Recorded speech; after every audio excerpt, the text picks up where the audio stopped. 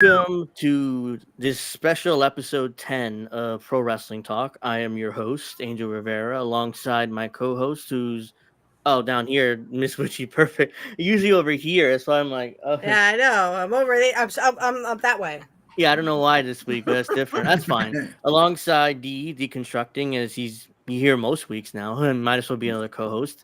And we Hey, have a special guest this week. It's Kit Cabello of Hardlands Media. Woo! Welcome to the show. 50K, hey, baby, 50K. Congrats on we your we we 50K. Yeah. we, Woo! we finally crossed the Rubicon, the 50K, and look, and now I had to place the order for the kilt. So for one whole week, I'll be doing the show straight, Monday ooh, through Sunday, 9 a.m. That means doing the show, clipping, no excuses, no BS. You got to do the show, and dare I say it, I think we could get to 100,000 subscribers before the end of 2025, or to 2020, before the end of Well, yeah. 2024. Because you know what? I got a big thing happening at the end of 2024 that only Miss Witchy Perfect and a few others know about. And that's all I can ooh. say. But some big things are happening, and I want to get to 100K before the end of 2024 for Let's get many, it. many freaking reasons. That's right. Ooh, yeah, Let's get do it. We're gonna Yo, do it. kid, By the ready way, for I'm this taking- one? I'm sorry. Ready Let's for this go. one, kid? What's up? EC dub, EC dub, Ah! EC dub, ECW. By the way, bad cookies. Mr. Perfect was perfect, baby. You better recognize. Mr. Perfect was the greatest wrestler to ever live, baby. Mm-hmm. Yeah, that's. Out with you two. Out.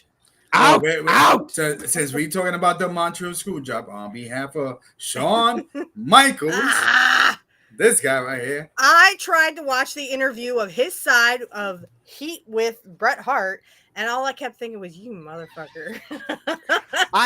Such a fucking liar, dude. He lied.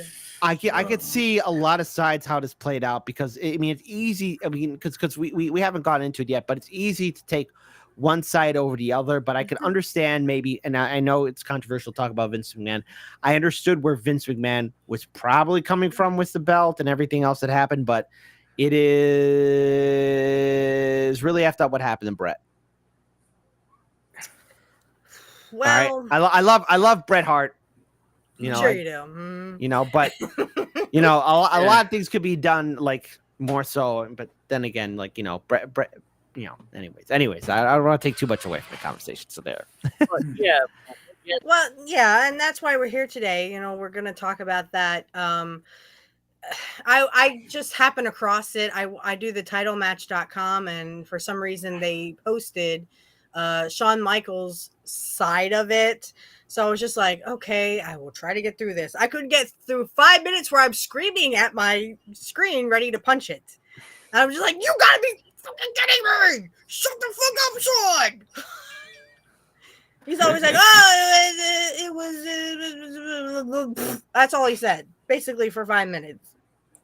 I couldn't even get through 5 minutes. Oh, yeah, by the way, we're supposed to say, Kit, it was Trey. Oh, no. Here it's like this. Hold on. If you want to do it right, you got to do it right like this. Okay. It's Trey. They had me on Rico.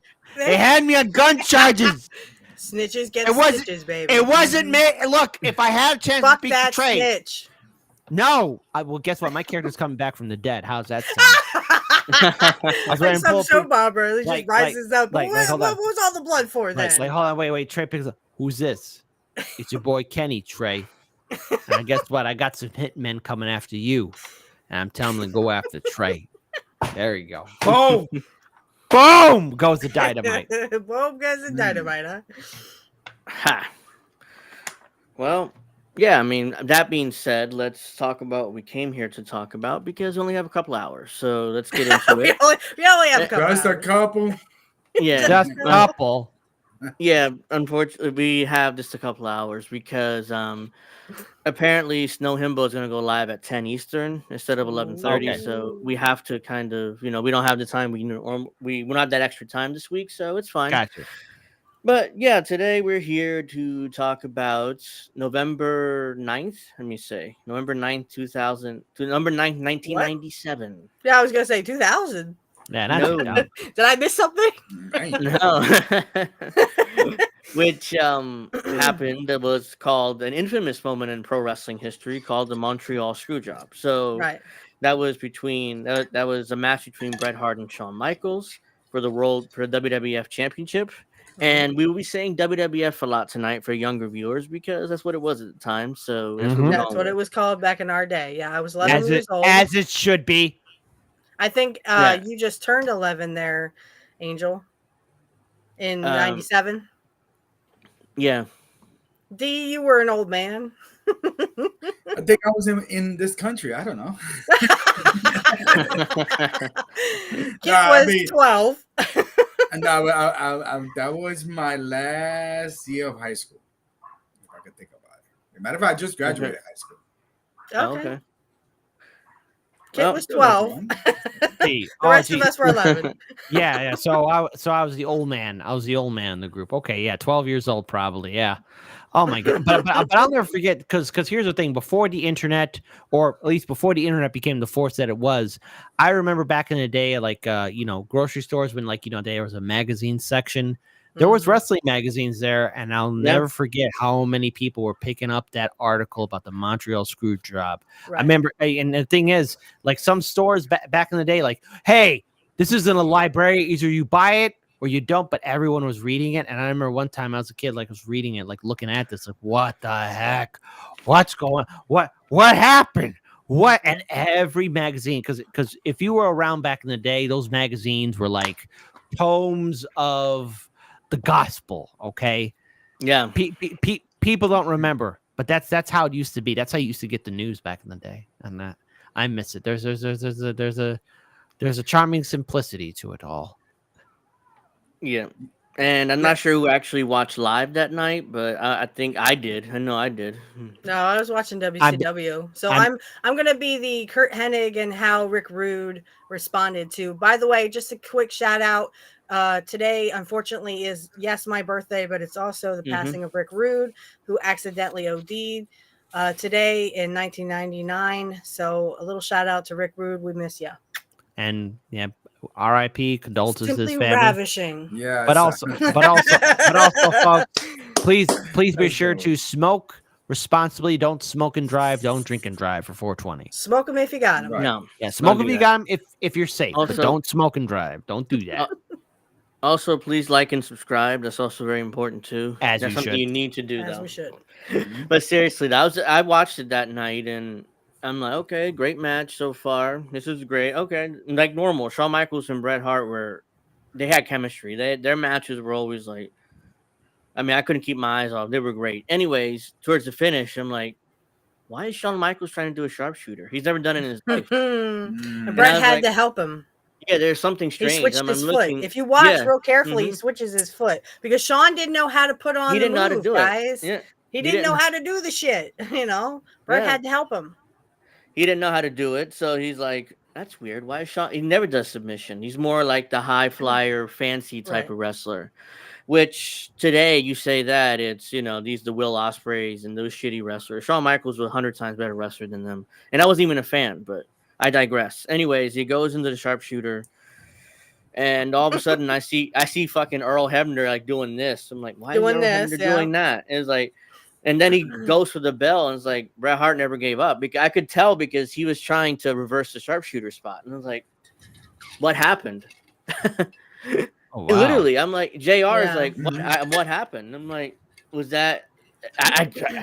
It went off air right after that, and I'm like, and I saw an interview with Earl Hebner because he had a new book coming out. So I think it's Wrestling News.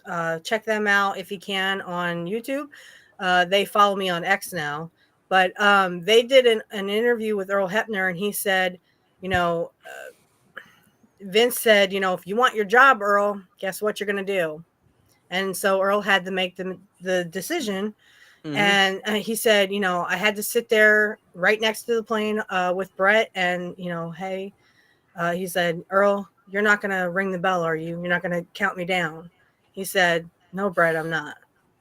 And he never did, but it still was very hard for Earl Hebner to I mean, he hated Vince McMahon after that. He told Vince basically to go fuck himself.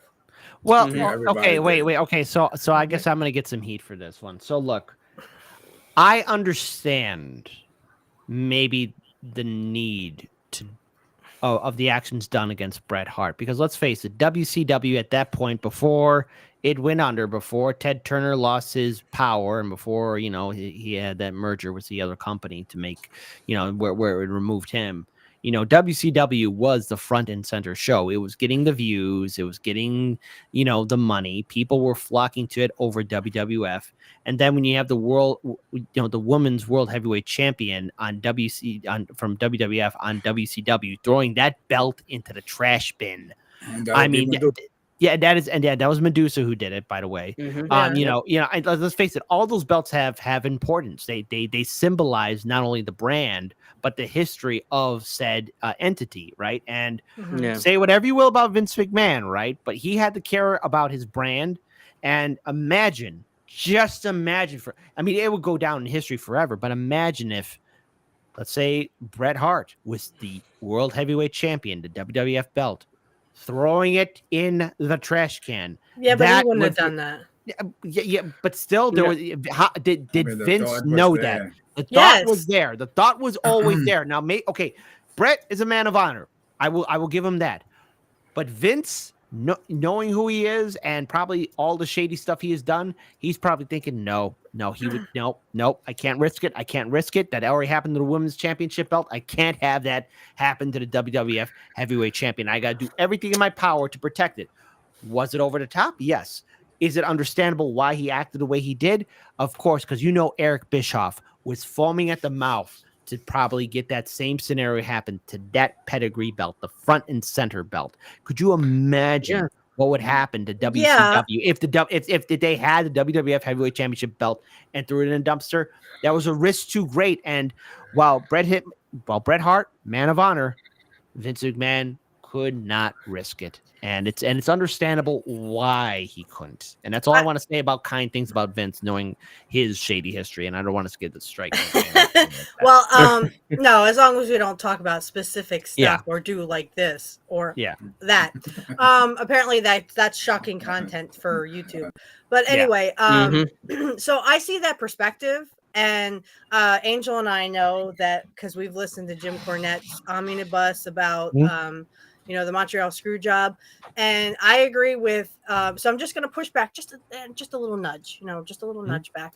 Brian Last had brought that up, and unfortunately, Jim said no. It really had because there was no reason why Bret would do that. Okay, Bret was not that kind of person. Medusa didn't really care about the business, and she knew that women's wrestling, where it didn't really draw that much, but it was still something that people came to see. Oh no. And it was sort of like a Oh no. I read that comment.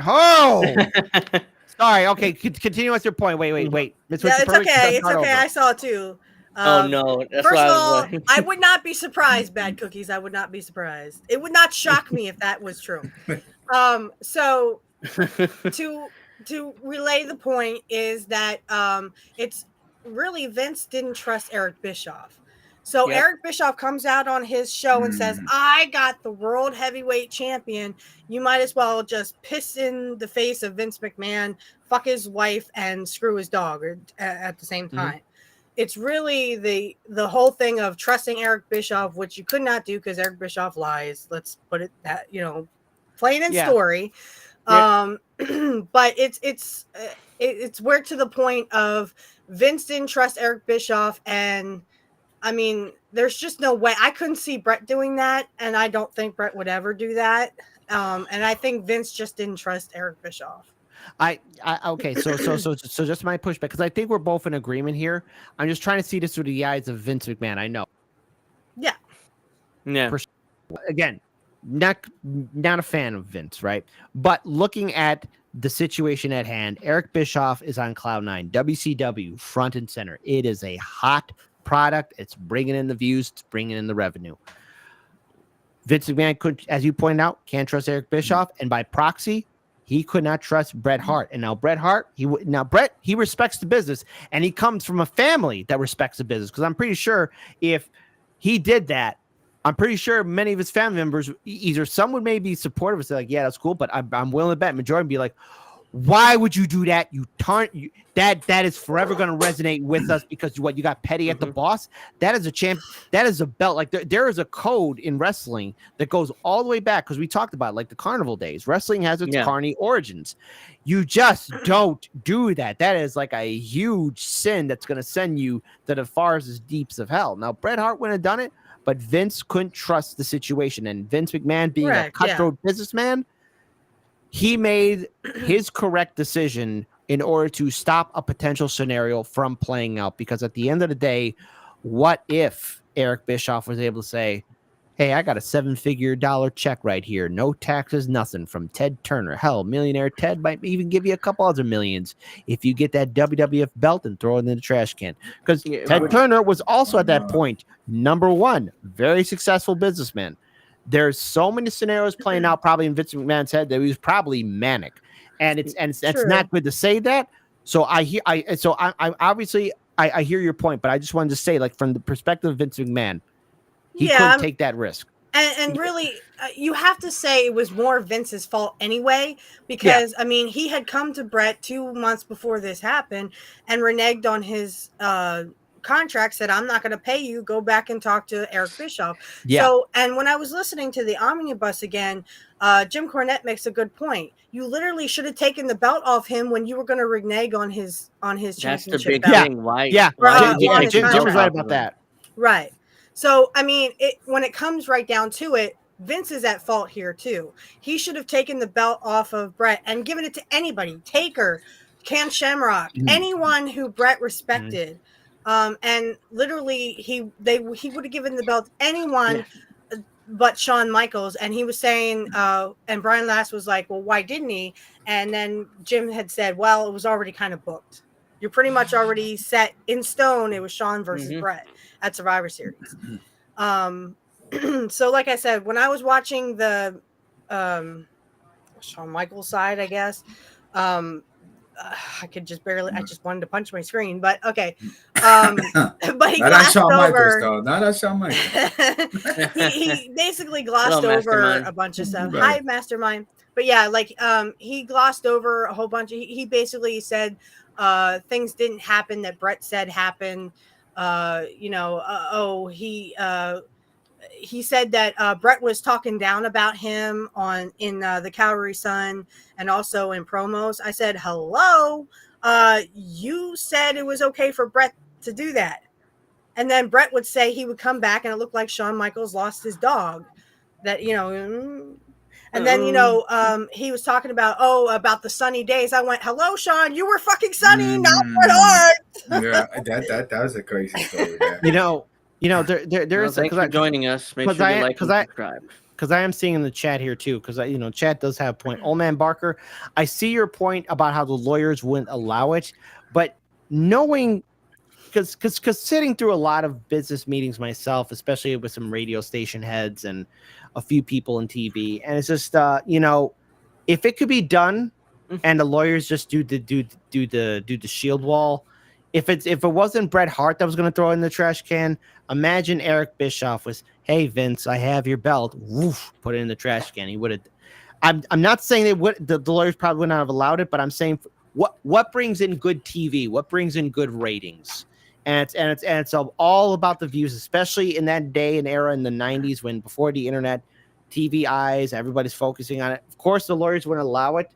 But there would have been some loophole in there because I'm just thinking about good TV and stuff that resonates with people. Like, dude, did you see what happened on WCW?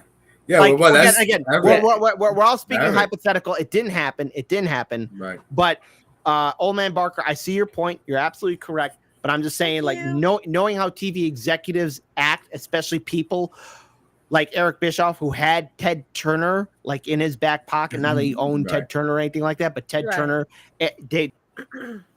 And let's be frank here. Ted Turner and Eric were tight, right? Happened. It could have happened, but let's be frank here. Eric Bischoff was spending money with WCW, getting these guys in like $1 million contracts, two like $1 to $3 million contracts. He And was no one was spending money stopping like him. a drunken sailor, Yeah. Nobody was stopping him either. Sure. I mean, blank check, baby. Thank you, Coco. And Thank you. Hello. and Like I don't and mean to cut you subscribe. off. And that's where I'm saying, like, could you imagine how much revenue and money would have came in if there was that scenario, if he had the belt, what he could have done if Bret Hart did that, if Bret Hart really did that. Now, Bret Hart probably would not have done that, but then again, you never know. But there was that scenario, and I can understand where Vince was coming from. But that's, again, I don't want to be defending Vince because I feel gross already even talking about him. I feel like you need a shower. No, I more agree Vinny. because I agree because it was Jim Cornette was on the creative team at this time, and he was the one that's saying, well, Bret doesn't want to do this, Shawn doesn't want to do that, Bret doesn't want to do this, Bret doesn't want to do that. And finally, because Jim Cornette was with Shitstain, as he calls him, or Vince Russo. He gained a lot of weight. He was eating uncontrollably, and he was just frustrated with the whole ordeal, and just sat back in his chair and said, God damn it, Vince, it's your belt, double cross him. Which again, they should have Vince should have taken the responsibility of getting the belt off of Bret when he was ready to renege on his contract. Right. That's what this comes down to. I just want to point out so my story on that situation. So I was on the internet, so I did not watch it live, but I remember going to this website late night, and so whatever reason the internet was slow on that website, and I'm like, what the hell is going on? And then once everything slowed down by midnight, then that's when I learned about the infamous Montreal Screw Job. So I'm gonna go with so you guys make good points. I would say that I think that was one of those things that Eric Bishop would have done. He would have grabbed that belt and say, hey, listen, look who we got. I don't think that Bret Hart would have dropped the belt though. No, what McMahon was worried about was Bischoff saying, because if you remember, that Monday he had a special announcement, Bischoff. So that's what Vince was trying to. He's like, oh my God, he's going to announce he signed Bret Hart, he's WWF champion. Well, I got to get the belt off him tonight. Before, and I think that was the week where they came out and sang "Oh Canada," wasn't it, or was that the week after? No, it was.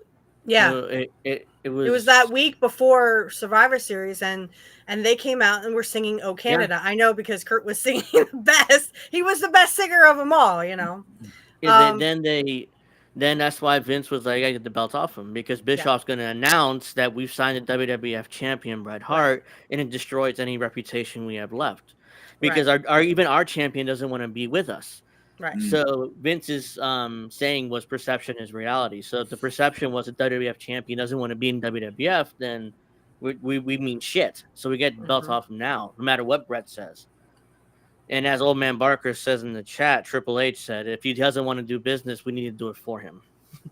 I've heard that. I'm sure he said that. Unfortunately, it was, again, everyone's taking credit for the Montreal Screw Job, but I do believe it was Jim Cornette who actually came up with the idea. Because double crosses are as old as wrestling, and he was talking to Meltzer when they were still talking, and Meltzer wasn't cuckoo for Cocoa Puffs. They were still talking, and they were literally saying, double crosses are as old as the Carney days. So Cornette, said when he said that, God damn it, Vince, it's your belt, double cross him. Vince went, okay, so we'll go back to reality now. So when this was just about to happen, and I think it was like a day or two before this happened, literally, Cornette leaned over and said, Vince, do you have a finish for this match? And he said, yes. And that's it. He didn't elaborate. He did not elaborate. And he didn't say, okay, what is it, Vince? So no one really knew what was going down until it happened. And when it did happen, Cornette was, what happened was Vince went to Shawn Michaels and Triple H the night before and told them in the hotel room, But then Jared Briscoe had to somehow show Shawn how to get into the sharpshooter, but he really didn't know how to do it. So if you see that match, you'll see Brett switches his leg and actually had to help Shawn It was get him horrible. into the move. Right. Yeah. Even I Um, question why is he doing a sharpshooter? It doesn't Right. mess up. So, and when Cornette's watching it and it went down, he's like, "Oh shit, that's Oh, my shit. finish!" And he That's my beat spot. Earl Hebner out of the building. He's like, oh shit, that's my Oh spot. shit, it's going And down. that's the finish. Oh, And I'm he out. didn't know if people were going to be Yeah. mad at him or want to beat him up or whatever. So, I mean, you know, it's like, Cornette you know, beat Hebner out of the building. he was out Oh there yeah, yeah, with his Greg. brother. making trails. Greg is like, are we going to talk about Shitstain lying about coming up with the idea? Oh yeah, I Oh, rewatched Russo. that. God damn it. Bruce. He Do, lied do on we, it. do we have to talk about? Asshole. Do we have to? Because No. man, that's the Greg guy brought who him gave up. what's his name? What's the name of the actor? The David WWF Arquette. Oh, David David Arquette. The Yeah. W's the golden belt, the most beautiful belt ever in wrestling You history. might It's as my Big well favorite Bill. just belt. slapped every other Yeah. champion in the face or pissed in their face when he did that. And he made himself the champion and he made David Arquette. You might as well have just pissed in everybody else's face who was a champion. That's God, one person. and that's a beautiful belt too, by the way. Yeah, How that's my dare you. favorite belt. Especially It when is. it had NWO on it. Mm-hmm. Yeah, How but dare you? that's one person. NWO W.O. for life. Yeah. Let's I was like, For the life, belt. baby. Let's That's go. one For person. life. That's one person I don't believe is Vince Russo. I mean, he said, That's "Oh, right. No, I never came up believe with it." Vince Russo. Highly And it's like, Never really? questionable. believe him. So Highly questionable. how are you going to convince Bret Hart to let Shawn Michaels put him in the sharpshooter? You moron! I mean, there was no way Right. that Vince Russo was able to convince him to do that. And that's why Jared Briscoe had to help him, because you had someone who Jared Briscoe didn't even know how to do it. He was just like, I guess follow what Brett is going to do and we'll just talk Brett into helping you do it. It was stupid. Vince- And it just didn't make any sense. Yeah, Jim Cornette speculates that Vince told Pat Patterson, who was the agent for the match, he was like, I want to do a spot where Shawn puts Brett in the sharpshooter and then Brett reverses it. And then that's how Brett. Spot on. And then Pat Right. Patterson went and told Brett, is okay, yeah, we can do that spot. That'd be a cool spot. But I'm reversing it and putting into my version of the sharpshooter. So Excuse me. it was, even though Pat Patterson, I think Jim Cornette speculates he didn't know. Yeah, my because understanding, he didn't know. Vince would protect Pat Patterson like that. He Now, didn't want Jerry knew. Supposedly, Jerry knew. Oh, Jerry Briscoe definitely knew, because he was the one who Vince was like, "Oh, teach Shawn Michaels some moves." Yeah, just he in had case, to teach you know, Shawn yeah. Michaels some moves. Yeah, to protect. But Right. the one person that didn't know was Bruce. Bruce didn't know. And he actually was like kind of put out. He's like, Vince, why didn't you tell me? And Vince said, because the more you don't know, the better off you'll be. Right. You can at least say that you didn't know. Briscoe had to teach Shawn Michaels how to defend himself. But even That's right, because Bret Hart would have kicked the shit out of him. And he should have. I mean, as soon as because that was the idea. Oh, let's put him in the sharpshooter and, have Bret reverse it. And he said, no, because Bret will get up out of that sharpshooter and beat the living shit out of Shawn for real. Yeah. And he did that before, my understanding. Yeah. Yeah. Oh, yeah, backstage before Raw. Yeah. With the hair. We'll show you, but even then too, can you imagine just the overall feeling as soon as you see it all get played out, everybody's emotions, what they are going through, seeing that once that happened, you know for a fact it's like, Jesus Christ, you dropped a bomb in the middle of New York City. No one's. I mean, granted, it didn't take place in New York City, but it's like dropping a bomb in New York City. Like, what the hell? Like, nothing's ever going to be the same again. No one's ever going to look at Vince McMahon. But that's also what led to the creation to the heel character of Vince McMahon, too. The character. Well, yes and no, because I'm not sure you guys know this, but before 97, Vince was trying out that Mr. McMahon character in Memphis. Mm-hmm. In 93 or 94. He was trying out that character when he was working in Memphis. He was on-screen character, and he was going against Jerry Lawler, I believe. So he had the Memphis heavyweight title and everything, cutting promos as Mr. McMahon before even that character came about, like a few years before. So I think he was planning to become on-screen character anyways, but the Montreal Screw Job helped speed that up. Yeah. And it's funny to hear Jim Cornette say, oh, well, Vince thought he was going to be a babyface. There was no way to That was become a that's babyface ridiculous. after that. You literally Yes, it was exposed against the Lawler. business. Yeah. Mm-hmm. You literally exposed the business, and you literally just spat in the face of all the fans, because the fans, they hated the finish. They hated it. And Brett says, it was, I just was so mad that I wrote WCW, W in the and no air. one had ever Yeah, done it that was before. Right. But he was just so pissed off. Mhm. And it was Taker who actually said, you know what, Vince, you owe him a punch.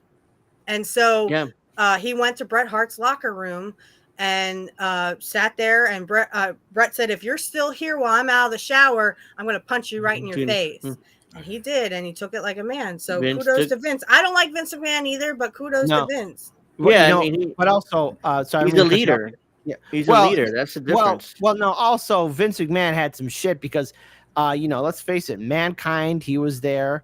You had Mick Foley, and he was saying, "Hey, fuck that, I'm leaving out of here." And he everyone wanted else, to leave. yeah, Mick Foley wanted to leave, and Taker, who ran the locker room. I mean, he was. If everybody Yes, feared that's why. Vince, everybody really understood Taker, because Taker was the one who said, like, look, hey Vince, I'll it run the for locker room, but I can't control these dudes, because Mhm. every single one of them's gonna leave. You have to take that punch. You have to do something. You owe him that, and that's what needs to happen. And there was no way Vince could walk out of that. And see, the thing is, like, also, what's it bad? No, it's Old Man Barker who wrote in here. Want to give acknowledgement to his chat here Yeah. too, because I read the chat. Taker didn't know. Bruce and Taker were mad at each other, thinking the other knew, and they probably maybe that was the whole plan. Like, the less people that knew, the better. Because imagine if Taker did know. Do you think Taker would have allowed that to happen? Hell no. No. There's no way he could have known. Not at all. No, Taker had to control something that he didn't know about, and he didn't know who to trust. So he went to Vince, obviously, to say, like, "Hey, look, you owe me that punch. Yeah, so you you have to do it." punch, right? That's the And only way I that's can it. control this room. Yeah, He was like, and he "Come did, on, Vince, get in the locker room and explain yourself to Brett." And he did. And that's why you see that shiner on the next night on Vince's Raw. face on the Yeah. next night on Raw when Yep. he does that screwed Brett interview. The Brett screwed Brett. But that promo. was the start of Mr. Wasn't me. McMahon, the evil Uh-huh. billionaire, and then the Austin thing, and that's what it starts. Yeah, That's when it took off. Yeah. Austin 316, baby. Accidentally, because Vince thought, like you said, he thought be the babyface, which was Yeah. absurd. It's like you're the rich billionaire who screwed over most the people's hero in Canada, their babyface, and you Right. expect to be the babyface somehow off of that? Oh, yeah. No, you screwed. Fuck you. You screwed our hero. We hate you, Yeah. and that's it. They're like, okay, let me run with this then. And for years after that, and I can remember a couple years after that in '99, whenever they would book in Canada and go to Canada and have shows, they would scream, Brett. "You screwed Yeah, Brett! Brett. You You screwed screwed Brett!" Brett. You screwed Brett. Wow. And Shawn, by '99, Shawn Michaels was a babe. No, he was a baby face. He's an authority figure by then. Yeah. But every time he would show up as a commissioner, it's like, you screwed Brett. It's like, Yeah. you can never get past it. Which he, Well, no, and they took basically, and I agree with Brett, because I've seen Hitman Wrestling with Shadows. They basically took his Hitman character, took him out in like an old pasture, like an old horse, an old racing horse that they couldn't use anymore, and shot him in the head, basically. Remember the midget Bret Hart when Shawn Michaels said, "Yeah, Bret Oh Hart." my God! I mean, I'm sorry, not midget. I mean the small Bret Hart. Like. and that he's like, I can't believe that. But what got me was the whole thing about Shawn Michaels saying "Sunny Days" to Bret Hart, because it wasn't Bret Hart screwing Sunny, Right. it was Shawn Michaels. that was And like, according really, to dude? Sunny, he proposed marriage to her, basically. Right. And Shawn And Michaels she came was out. messing around on Chris Candido, and she ruined that boy. He thought she walked on water, but she ruined him. And he was in the shower one time, and she told this other wrestler, "Hey, let's do it. He won't know he's in the shower." That's how much of a hoe she was. God, Sunny, pretty face, looked like an angel. Was a complete at that time. Yeah. Uh-huh. Yeah, at that time. She looked a little, Yeah, these days it's like, really, it's a sunny days, Brett, but you still couldn't get the job done. I remember that promo. Right. Oh, come on, Sean. Yeah, he was projecting what he was doing with Sonny onto Brett, and it pissed Brett off, and for good reason. Brett wasn't doing anything. I mean, he slept with everybody else that moved, according to it was in his book where but... Brett said, I couldn't hear what he was saying because of the crowd noise, which is why he had that face. Like, what'd he say? Mm-hmm. But when he got backstage, the other wrestler says, he said this, and this. And Brett's like, what? It's like, what the fuck? And he tried to confront him, but he left the arena or something. You know, I don't know what after that in his book, but it was like, he probably would have kicked his ass then again. You know, that would have been the second time. Hey, back then, I'll take Sonny back then. I'll take a Sonny take. No, you know what? She probably would have done that, baby. She probably would have done that. No. The one who always captured my heart is none other than the great beauty herself, the Queen of Extreme, the beautiful Dawn Marie. I was like, Dawn Marie, Mr. Perfect, baby. He actually, Kurt was on. So I'll just Dawn Marie, my boat king, the first one. Any idea would have been better. I mean, this would have been better. You know, but by the time they said, according any to idea Cornette, would have been better. By the time they had come up with, well, have him drop it to Taker or Shamrock or someone else that Brett,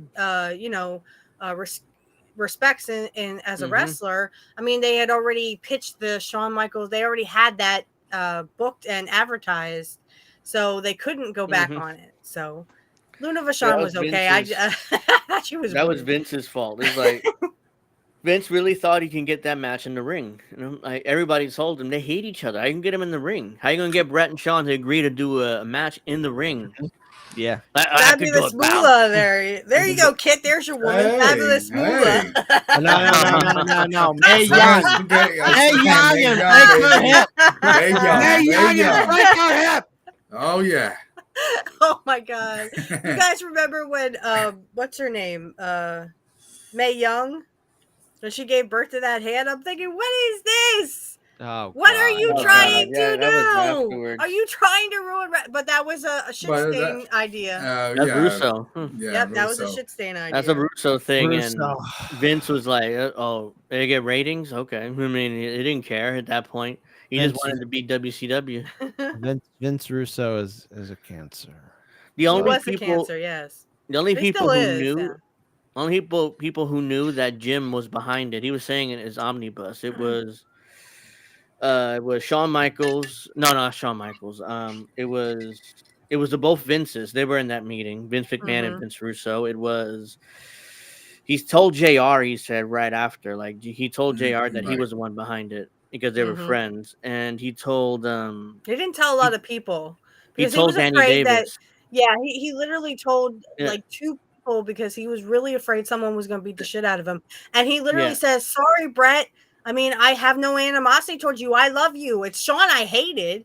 Yeah. But there was reasons and consequences why he came up with that idea. You can count on one hand who knew that Jim Cornette was the mind behind the Montreal Screw Job. It was Danny Davis, who ran OVW with. It was JR. It was both Vinces, and it was somebody else. I'm forgetting who it is right now, but Mick Foley. He said he told Mick Foley in order to convince him to come back. It was like, yeah, Mick, it was mine. You know, it was my finish. You know, I didn't know Vince going to use it, but it was my finish. Yeah, because Vince had acted like, okay, now we're going to move on to something real, right? Yeah. He was like, okay, that's crap. We're going to move on to something else. So, I mean, honestly, Jim didn't know that it was going to happen until it happened. He's like, "Oh shit, that's my finish! I gotta get the fuck out of here." You know, that's what he says on the omnibus. And he didn't know who knew. It's like, at least I give credit to Vince. He took responsibility for it. It's me. I did it. You know, I did it. He never threw Jim Cornette under the bus or anybody else under the bus. It was me. You know? No, he took almost full responsibility for it. And then, the Swigglers used to come out, and Triple H, Shawn Michaels, and of course Shitstain would come out and say, "No, it was me. It was me. I came up with it. We had to get rid of Bret Hart." That's when I knew they were lying, especially Russo, because Jim Cornette was like, "I'm sorry, Bret. I loved Bret. I hated Shawn Michaels. Everybody else did too, you know." And Cornette was like, "No offense, Steve. No offense." Hello.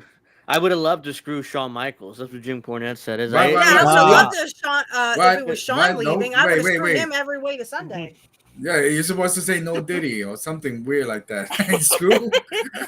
I was like, what you mean screw? No, but Well, let's go. double cross. Right, but so let's go. So Brett took a break before Right, Um, WrestleMania or after okay. WrestleMania. He dropped the WWF title to Shawn, and then he Right. went away for like nearly a year to do movies and to take a sabbatical because Right. he was He tired. also did the Lonesome Dove Yeah, show, Yeah. which that I show. have So, yeah. downloaded off the internet. It's so good.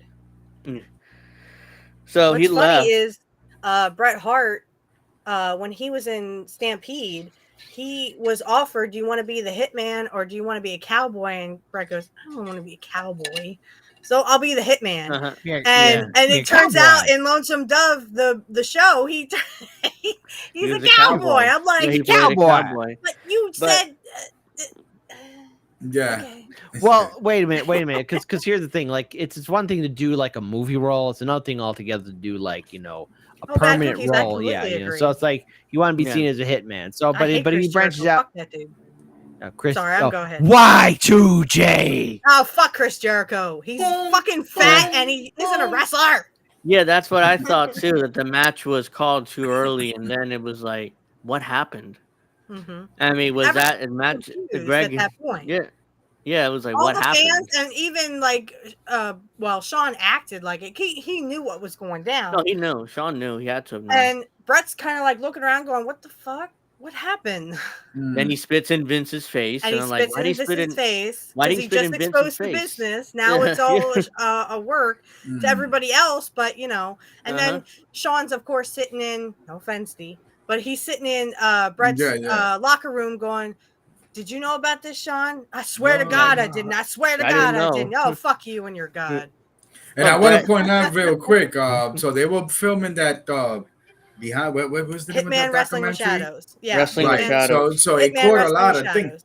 I mean, hey, sometimes in politics, no coincidence. Some people speculate after that happened whether it was a shoot or work. Right. Scott Hall said that they Scott all were Hall in said on that. it. Yeah. Yes, they were all in on it, even Bret Hart. I went, I don't think Bret would be pissed after all these years still about that. I mean, he's still, him and Sean have kind of made up and him and Vince made up, but I still think that he's still pretty fat. Sorry. He's still very pissed about it. Sorry, Bret. I'm so sorry, Brent. I love you. Please don't hurt me. Don't stretch me like your old man wanted to. Yeah. Stu wanted to stretch everybody. Yes. That's the crazy part. Sean Thank you. I know McKenzie I'm says right. Steph has been the most right so far. Okay, Thank well, you. we're all. Thank you. I appreciate that comment. Please like and subscribe, though. And yeah, we all, pretty much been saying the same stuff. But yeah, that wasn't much for Jeff Jarrett either. I do listen to his podcast though when he talks about Kurt. That's all I really listen for. Yeah. By the way, I just want to say before we get into anything else. So here is the Kurt Hennig Rick Rude side. Kurt, in many interviews, not many, but there are a few, has yes, that's admitted, true. I'm sorry. Go ahead. He has admitted that he was on Brett's side because Brett and him and Rick Rude and pretty much the Hart Foundation, Owen, Bulldog, Jim Neidhart, they all hung out together. So Rick Rude, Kurt, Brett, Owen, Bulldog, Jim Neidhart, all hung around, went to bars with each other. I have a picture somewhere of Kurt and Brett sitting in a bar, drinking beer together.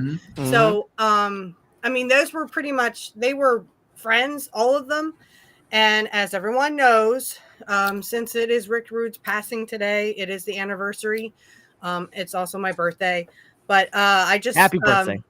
Thank you, dear. Indeed. Yes, thank you. So Rick Rude, of course, as everyone knows, or you may not know, but according to Eric Bischoff, he basically said to Bischoff, and this is Bischoff's own words, "I'm coming back." It wasn't a request. It wasn't a question. It was, "I'm coming back." And it was a statement. And that's kind of where you see the controversy of Rick Rude on appearing on Raw both shows and Nitro, because he comes out and says, I'm gonna use my 15 minutes of fame, and he goes over and says Shawn Michaels never won the belt, he never took it from Bret Hart. And then he says, he talks about Sting. Apparently there was supposed to be heat between him and Sting, but there really wasn't. So the Kurt Hennig and Rick Rude stance on the Bret Hart Montreal Screw Job was that they were on Bret's side.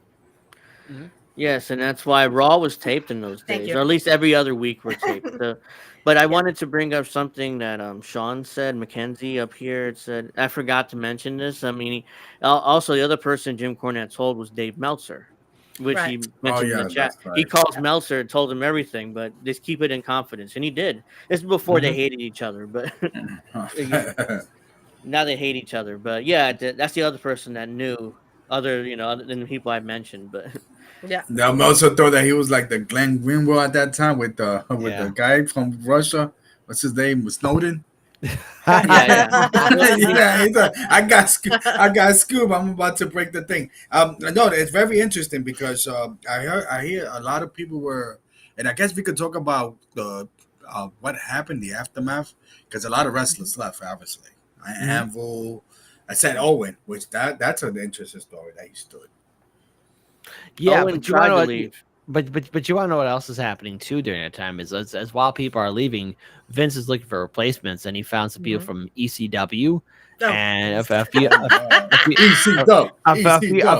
other locations to change the WWF would be proceeding going forward. And I mean, in many ways, while he did lose like the guard, like originally that was supposed to replace like people like Hulk Hogan and Diesel, Big Daddy Cool, and everybody else, they said we get the Attitude Era. Yeah, Stone Cold.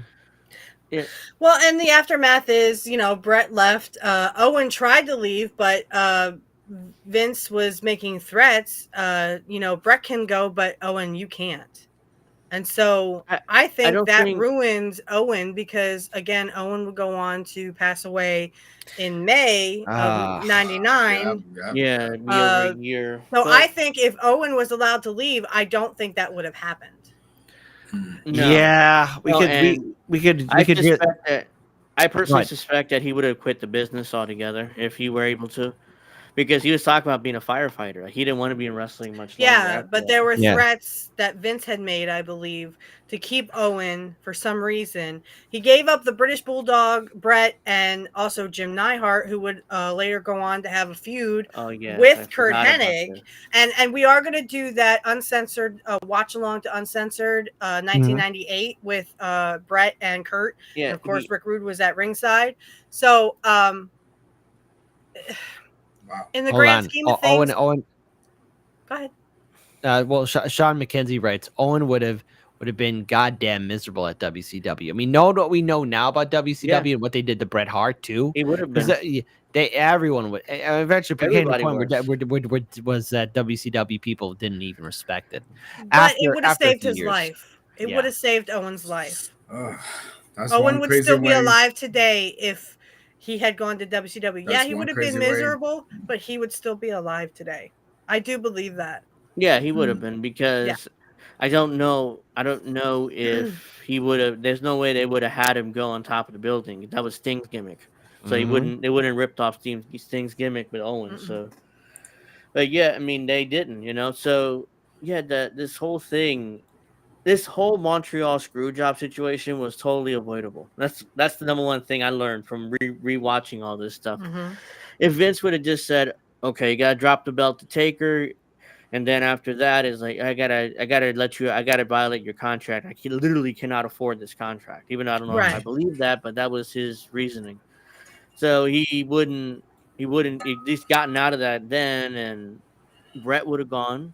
He would have came back in 2 or 3 years. I guarantee he would have, because by that point they had more. Vince went public and had a lot more money, so he would have came back then, and he would have worked with the Steve Austins and the Rocks and Kurt Angle and all those guys.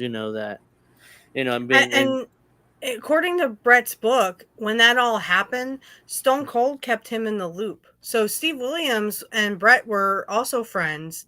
I Yeah, don't know how close they were. I guess they were pretty close because I mean they had that great match at yeah, WrestleMania 13. And I wasn't it Brett that inducted Austin or Austin? No, Austin inducted Brett into the Hall of Fame. But that's because they were, they had gotten close. hmm And Brett just has nothing but good things to say about Steve Williams. He basically, kept him in the loop of what was going hmm on. And then the whole Stone Cold versus Vince McMahon happened. And I mean, it was like, he was saying, well, I'm going to do this to Vince. I'm going to do that to Vince. I've read Stone Cold's book. Do you guys remember when he got him in the hospital and he hit him in the head with a bedpan? yeah, the famous bedpan thing. Yeah. Oh my god, I laughed so Uh-huh. hard, especially when you I'll hear take it Jim over from here, nurse. I'll take it over from here, nurse. I'll take it from here, nurse. Oh And my then this god. goes like this. Boom. But you remember Boom. what happened after he hit him in the head, or the He next week shoved what it. happened in the head? Jim Ross goes, "Bedpan McMahon," my favorite line Uh-huh. right there. But yeah, Austin said in his book that he was testing on his own head to see where the sweet spot was, so he wouldn't hurt Vince. Mm. So again, but I Mm. mean, if we go back to what we're talking about, Stone Cold and Brett were very, very close, and I didn't know this till much later. Brett actually, excuse me, Steve actually let Brett blade him.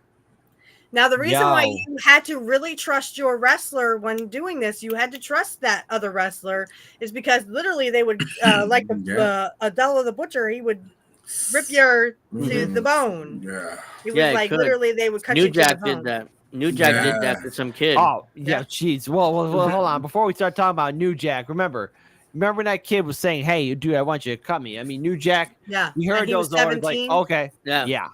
the mass transit Yeah, thing. yeah, Yeah, the that kid is master. named Mass Yeah. Transit. He's like, I'll cut the shit out of you. Oh yeah, I'll definitely do it. And then he's like, Yeah. in the scalpel, he's like, oh shit. Well, Yeah. and he lied about his age too. Yeah, so Mhm. that was his fault. Yeah, Vince did try to restructure Brett's deal, but Brett was like, "No, I want my money now. Why would I agree to do that?" Right. I don't think he bought the fact that Vince didn't have money because as Right. Sean McKenzie said up here somewhere, where was it? He was brainwashed by Sean and Paul, aka Triple H, but Mhm. Vince was obsessed with Shawn Michaels. Like, but I'm Yeah, like, it was like I his don't boy get it. toy I almost. don't No get it. offense, It's like, Steve, but I mean, it's kind of Hey. weird what kind of happened between, and there was a lot of people like, for example, when I was watching the Shawn Michaels thing, and he was talking, oh, Brett's just running me down and running me down. And I'm like, Sean, you, according to Brett, you said that he could go out there and call you fucking gay because that's what they did in 93 Yeah. and 94. They made that the happen crowd all is the time. screaming, Yeah. Sean is gay. Sean is gay. I'm like, especially And then he during did. his feud with Mr. Perfect in 93. Everybody knows. Well, we know that there was a Mr. Perfect Shawn Michaels feud, and on Raw, you could hear these guys screaming, Sean is gay. I'm like, And This then he was was in the at- Playgirl magazine too. Remember, Yeah. he was in the Playgirl magazine too. He was- Sean. Yeah, Yeah, he and- did the Playgirl And thing. he You know? That's always, what- Brett Yeah. always asked, "Is it okay if I go out and Mm, talk about this?" not And this. Shawn Michaels said, "Yeah." So Sean acts like, "Oh, he's running me down. He's running me down for no reason." Sean, you okayed it. You okayed it for him to do that. You can't go out there and just say, "Oh, well, he was talking shit about me, so I talk shit about him." Mm. Well, Yeah, it- Quit being a bitch. what it is probably Bret Hart maybe had a little bit of dementia, and he did like what Joe Biden would say is like, "Hey guys, I'm gonna go to bed. I don't know about y'all guys, but I'm gonna go to bed." I didn't get Vince's obsession with Shawn Michaels. Even when he hired Bill Watts. No, Sean wasn't gay, but still. When he hired No. Bill Watts to be his booker, he's like, he wanted to put the belts on Brett, and Vince was like, "Oh no, we gotta put it on Shawn, pal." And it's like, okay, well, there's only can be one king in Titan Sports, so I'm just gonna go now, right? Because he couldn't book for him because he kept changing his finishes and stuff. Right. Yeah, they wanted to go with Brett, but it was Cowboy Shawn. wanted to go with Brett. Cowboy Bill Watts Yep. won. But it was Sean that obviously got it. Yeah. He And then blocked I you on was, Twitter. Shawn and I, Michaels and I, blocked you, Sean. Well, I'm sorry. I mean, yeah, Well, we know I no, Shawn Michaels wasn't gay. Okay, in real life, we know No. that. But again, Brett said it during the Hitman Wrestling with Shadows that he had okayed it, and Sean was telling him, "Hey, go out there and say that I'm gay, that I'm homosexual, and pull that." Wait a minute. Like, That's come on, Sean. That's what Brett said. yeah, Okay, well, because I think because Brett more Brett, than I trust Shawn Michaels. yeah, because Brett was Yeah. doing the that Calgary thing. He was doing like this thing to build up the rivalry or whatever. He was yeah, he just was a saying this, baby face yeah. in Canada and heel here in the States. Right. Right, So he right. was writing like all this. I also want to point out I Hmm. was watching a documentary. They did a good job on it. I'm not gonna say whoever did it, but they were mentioning how so Brett and Sean was not your typical kind of looking wrestlers because of what happened with the steroids era. Hmm. Somebody was Yeah. pointing out that like 40 or 50 of the wrestlers that was supposed to be in Royal Rumble '94. Like I Hmm. think only four. I think it was Owen, Sean, Brett, and Undertaker. Hmm. So We're I'm just still, yeah.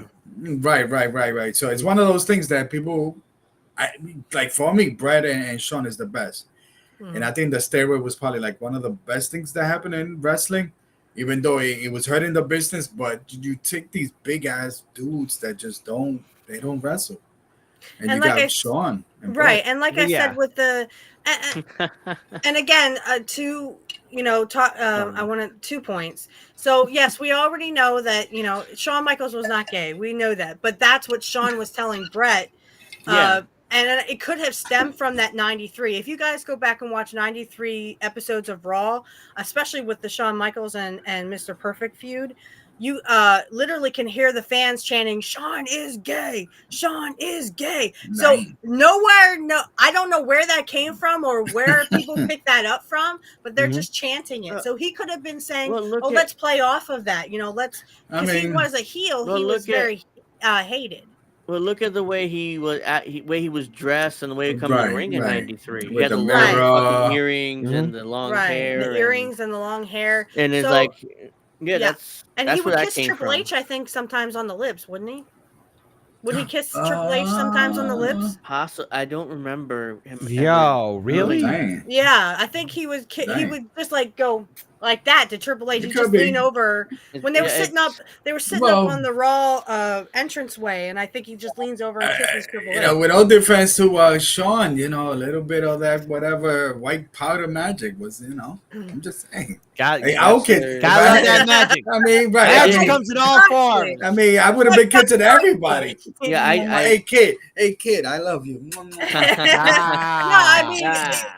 it reminded me of the John Well, Moxley thing. What John Moxley does, he kisses men, but he's married to a yeah, woman. So, I mean, Right, yeah, I'm just and at least saying. yeah. at It's least just Sean was high. At least Sean yeah. was high. Mhm. You mean he was on something? Because Yeah. I like the wrestling fans at that point in time did not like pretty boy wrestlers, and that's true. I hated Shawn Michaels in those Yeah, I days. I mean, hated Shawn Michaels Right. too. it's like I pretty was more boy. for Mr. Perfect and Bret Hart. Yeah, it's like now pretty boy wrestlers are beloved in the business. Right. Look at AEW, all those guys. I mean, I don't want to get into it this week, but let's see. Backwookie says Shawn Michaels is No. gay as Kyle Kalinske. Okay, that's good. that Yo. checks out. Hey, it's a family freaking let friendly me Funny DM. show. show. Right. It's Let a me friendly DM. fucking Hey, show. where's Crystal Ball at? Let me DM her. Confirm That's, that. Oh shit. She's probably a yeah, man. yeah. Yo, Jay. I I was said, come on. never a fan, especially like, and we must remember in the '90s, throughout the '90s, Americans were pretty anti-gay. So all the polling Yeah, showed it, and which that's is why why like we, in 96 they brought in and again this stems from Jim talking about a first gay encounter that Vince had. Now no one knows what happened, just that Mm. Vince said he was broken down and he got a ride from a hitchhiker who was touching him, and it was a yeah, guy. I So think he told the and that's where story. Gold Dust came out. Yeah, That's Right. where the that's where Gold Dust character came out. he Right. told the story to Dustin. I think Scott Hall might have been there, Mr. Perfect too. I Yeah, remember because Mr. correctly. Perfect and the only one He- who didn't like that Gold Dust thing was Scott Hall. Because if you remember on Raw, Mr. Perfect, who was commentating at the time, of course, Kurt always looking sexy in his stuff, but I'm a woman, so I can say that. Anyway, he comes out. Scott Hall comes into the ring and he gives him flowers and a teddy bear, and he's just like, you know. But like I said, the only person who didn't like that Gold Dust theme was to push that gay button too.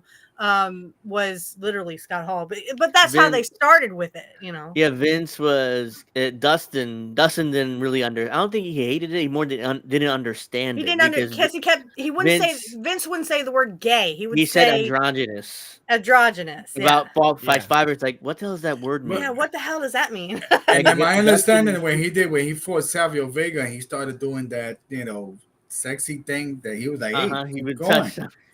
Damn, Salvador Vega, Puerto Rican guy. Yeah. Does everyone remember the Stone Cold and Mr. Perfect thing at ringside when Stone Cold was? Oh, I'll have to show that sometime. Stone Cold and Mr. Perfect had it out one time. It was before Austin had the Intercontinental belt. He had the $1 million belt. Yes. With Ted DiBiase when he was the ringmaster. Yeah. It was right after that, I think, but he was against Savio Vega and he was at ringside commentating, and so was Mr. Perfect. And there was fireworks going there, and it was really good. I wish that and I'm sure Kurt wishes he would have stayed with WWF at that time. He didn't have the curly blonde hair then. He had he was bald. No, that was in WCW. That was like in 94, 95. Yeah. When he was with the Stunning Blondes, by 96, Hollywood Blondes. By 96, he had the balding. He was the balding look. Right. He was the Hollywood Blondes in WCW with Brian Pillman. So that's where the blonde hair came into it. Yeah, that tag team was great. But go ahead. So we going back to the Montreal Screw Job. I'm just saying. Yes, we're getting off topic as we usually do. I love it. We'll bear with it. Yes. Because we still got to talk about my boy Shawn Michaels here. Come on. Come on. Okay, yeah, go. No, but my thing is this. So he was the champion until what? We're talking about 98 WrestleMania? He won it. Well, he won it in 90 against Brett, and then he dropped it to Austin at WrestleMania 14. With the Mike Tyson thing going on. Right. No, he dropped it a few times, so it wasn't like he was champion all the way through. He dropped it a few times here and there.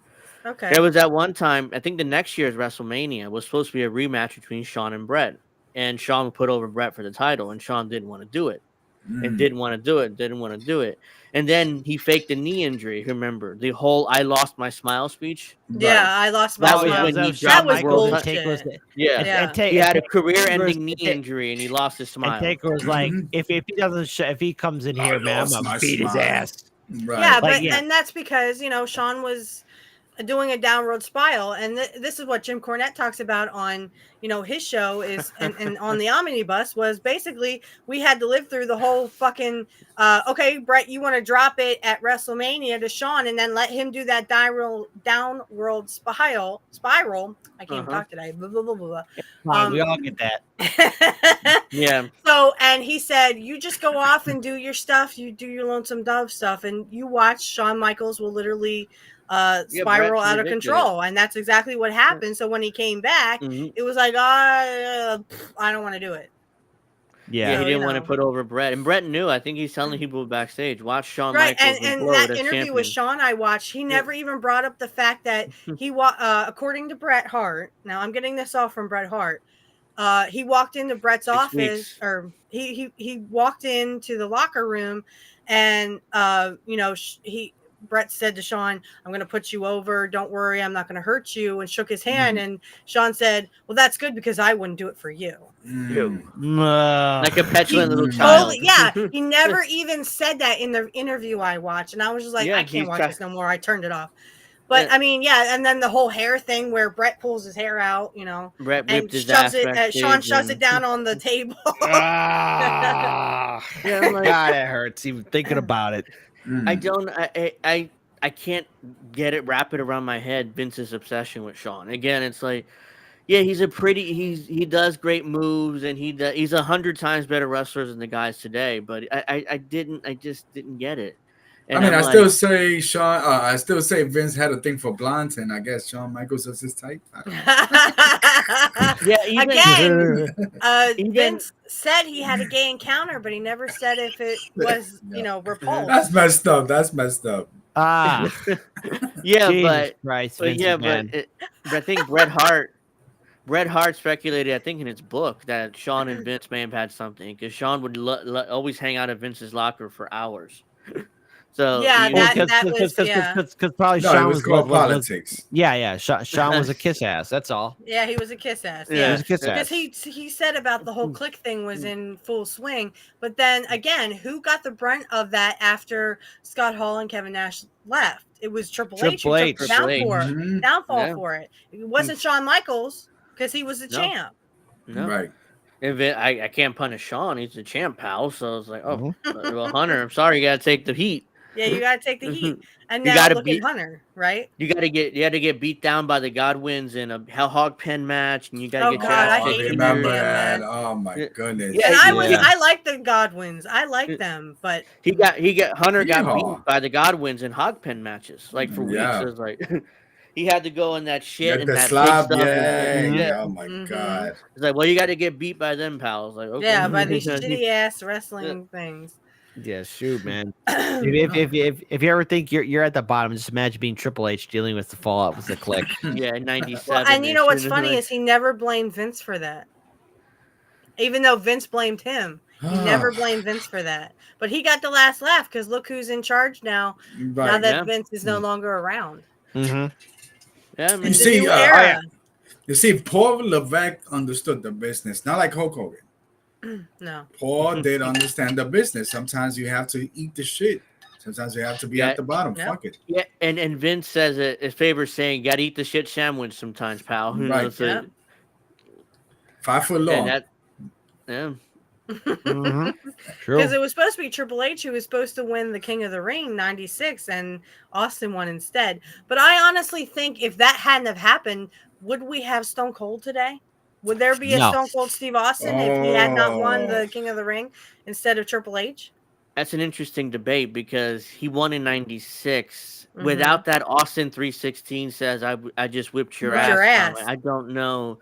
And the next night there were signs, Austin 316 signs, and it was like, oh, that's it. Steve's our guy, basically. And everybody backstage realized that.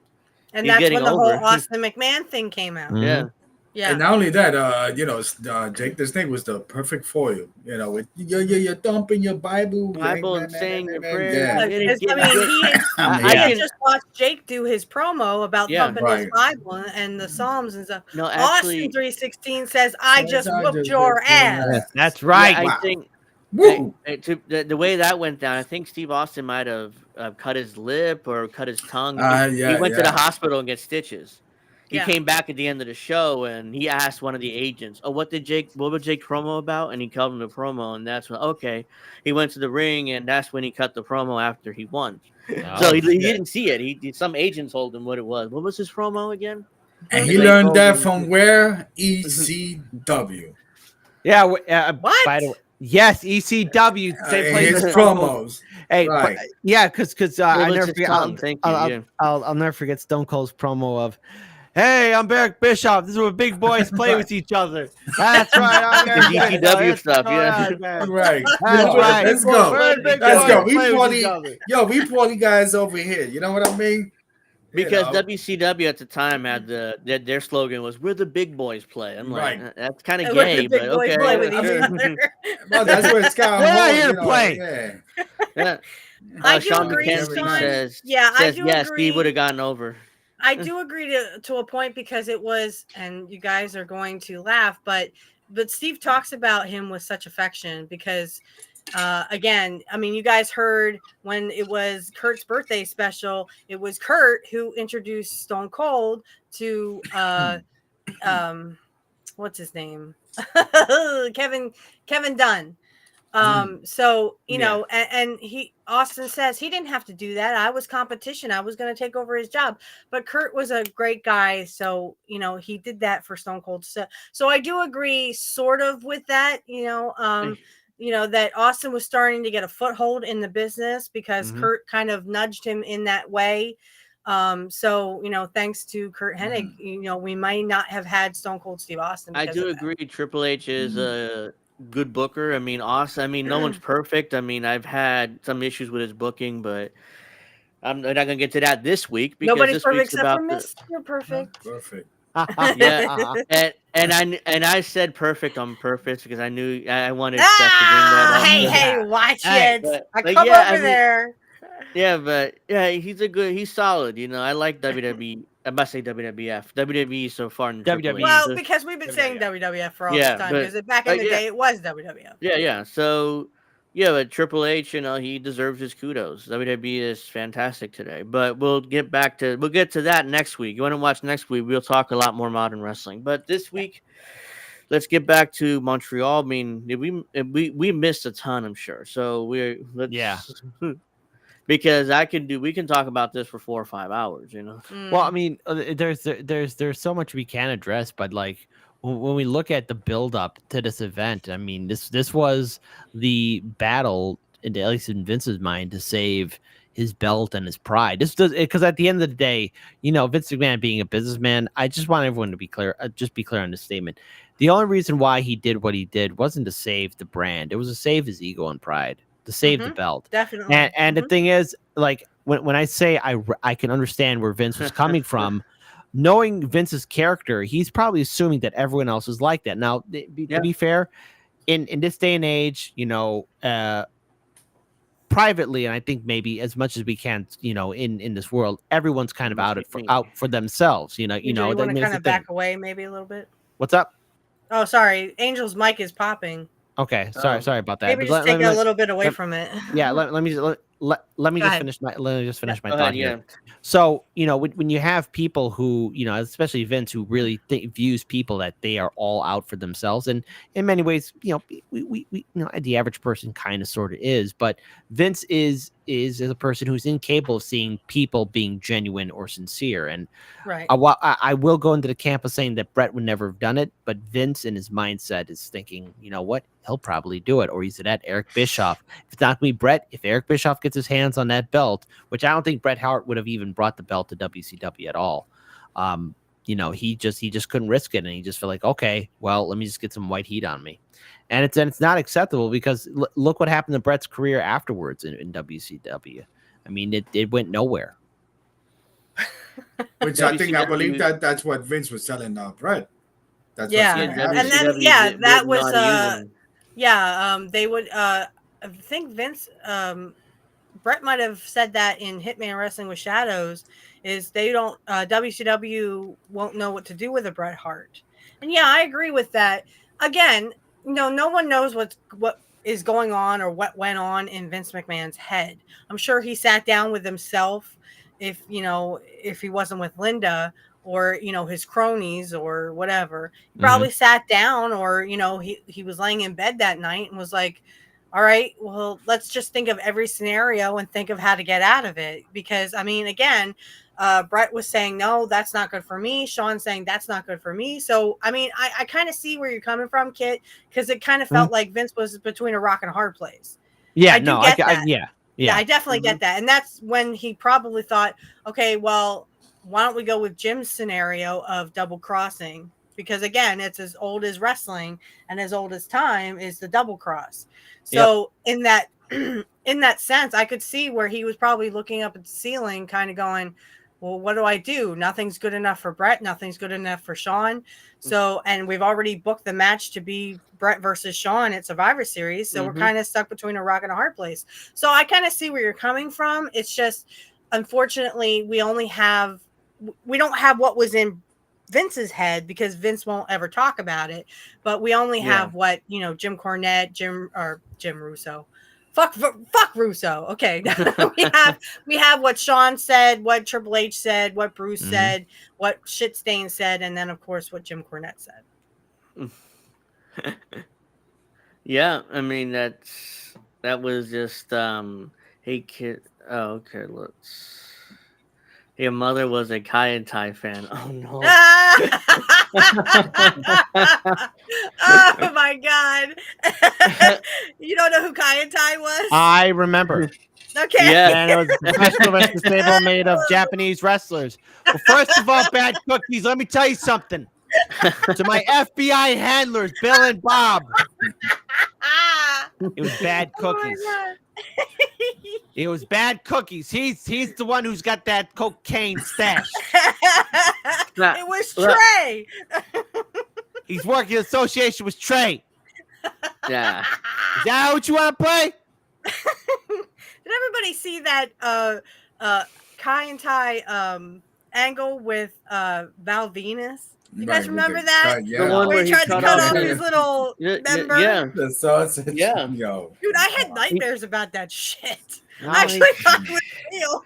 I'm like, why? I was like, why? Why are you doing that? Never. I'm He was watching messing Raw, with and the I'm like- Japanese girl, the Yeah. wife or something. Yeah, his waifu. Waifu. Of course, that had to be a Vince Russo thing. I mean, come on. I know, man. yeah, it definitely was. I was looking at that like, why? What is this? I mean, we all know that his penis wasn't actually cut off, so why the hell? No. And then he comes Yeah, out, so- he's got like ice on it and stuff, and then he takes the Yeah. ice off and starts laughing and goes, "My little member." He kind of he ducked in when he needed to. I'm just like, oh, I didn't need that information. Jesus. Yeah. And I don't even like Val Venus. ladies. Oh, I hated Val Yeah. Venus. But Fake that was Rick. that was a sort of like a what Rick Rude was. You know, the Right. Yeah. instead of doing this, he just went like this with the towel. Who knows if Sean could swivel his hips? That was his real name, Sean, but I can't remember his last name. But yeah, I didn't really like Val Venus. I just remember that Kai and Tai part of it. I'm just like, I had nightmares. I mean, I was only what, 12? Almost 13 when that happened. Watching it at my grandmother's going, what? Even What Yeah, I happened? think- What Yeah. happened to that guy down there? Is he all right? that hurt I me. mean, I'm not I even think- a man. I don't I think even have after those that- parts. I think after that, people started watching anime. I'm like, this is what happens in That's anime. yeah, that's true, Sean. I'm just saying the gimmick reminded me of Rick Rude's gimmick. Yeah, it was. Yeah. There's no doubt Rick was was a a better rip-off. wrestler. No doubt about that. Oh, I big love Rick time. Rude. I love his wrestling. And there's a fan of mine who is on X, and I were talking about this and arguing about it. Because Kurt talks about he wanted to do a feud with Rude, but Rude said, no, I don't want to do that. I think it would have been great to see, Kurt as a babyface and then Rick Rude as a heel. You know what I'm saying? Or vice versa. Yeah. Vice versa. Whichever one wanted to be heel, but that never got to happen. But if you watch Survivor Series 89, which will be coming out in May, we do a watch along with it. Rick pulls the rope down and Kurt tumbles out of the ring, and you see them get up and have words. So it's like it almost could have happened where they had that kind of a feud. So, Owen was no stranger to WCW. He'd been there prior to going to WWF. Was he doing jobs there? I'm assuming because he probably I don't was. remember Yeah, him. I don't remember him actually being on television. If he I might did, have been on some I dark matches. Yeah. Yeah. I forgot. Thank you for that, Burn Virtue. Please like and subscribe. But yeah, I mean, I was reading. I was looking at my notes, and it said, and according to Jim Cornette on his omnibus, he was talking about how Shawn Michaels was in the production meeting the night before Survivor Series. Right. But Yeah, Vince went to his hotel room and got Triple H to come in there, and that's when they talked about okay, we're gonna screw Brett. You in? I didn't know that until I was hearing that. Like, isn't that weird that Shawn Michaels in the production meeting the night before instead of doing a live event in Detroit, wherever they were the night before? He didn't work that night, the house show. He was there in Montreal. I'm like, why is he doing there? Speaking, So go ahead. Nobody thought that was weird that Shawn Michaels, being one of the top guys, wasn't working the house show the night before. I mean, Yeah, he was doing. Yeah, it was. yeah, that was- nobody thought that was weird. Oh, that was you and I debating. People probably didn't think it was weird. What they were probably thinking was like, okay, I didn't know your last name, Sean. Sean was probably there just to maybe run over something. Like maybe that's why nobody brought it up until like now, like how we all see it as being weird. Well, I mean, yeah, I don't know. I just know that he wasn't at the meeting, but Vince, I think maybe Jared Briscoe might have been in that hotel room with Shawn and Triple H when he Yeah. told Shawn. That was in the Dark Shadows. No, it was in the Dark Side of the The Ring. Dark Side of the It was Ring. also Yeah. in Hitman Wrestling with Shadows, where Shawn, or no, it was an interview I saw. Shawn says, "Yes, I knew." He knew what was going to happen. It's because Vince came to his hotel room. He said Triple H was there, and I believe Jared Briscoe was also there.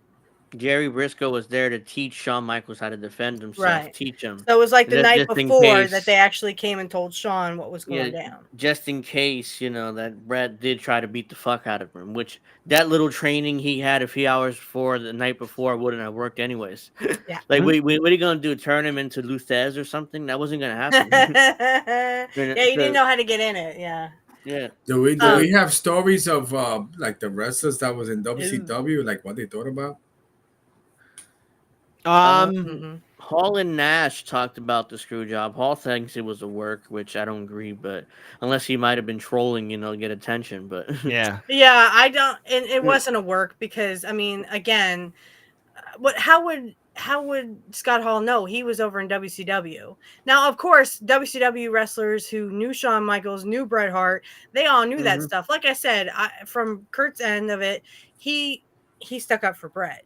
And of course, Rick Rude did too, because that's why Rick was, left. he kind of also exposed the business of being on both shows. Yeah. One was live and one was taped. But I Yeah. mean, I'm not really sure how to answer that one. But I mean, like I said, Scott Hall would have had to, he would have had to know what was going down. And I'm sure he didn't hear it from Bret. Maybe Shawn told him. I don't know. Because you never know what Shawn or what everybody else talks about or what was said to Scott Hall. Which is weird because you figured that he would have asked his buddy Shawn Michaels, "Hey, was this a work? Was this real?" I mean, he said he never asked him once. It's like, oh, that's a lie. I mean, I guarantee you they talked about it because they were all clique members. They were all best friend clique members. Right. So And Scott Hall, I don't know how close he was or not close he was with Bret Hart, but I can tell you that Bret definitely talked about it to Kurt and Rude and Jim and Bulldog. And I can't do the accent, but Bulldog, as soon as it happened, Bulldog went, "Oh, they fucked him. he They fucked them. fucked Bret."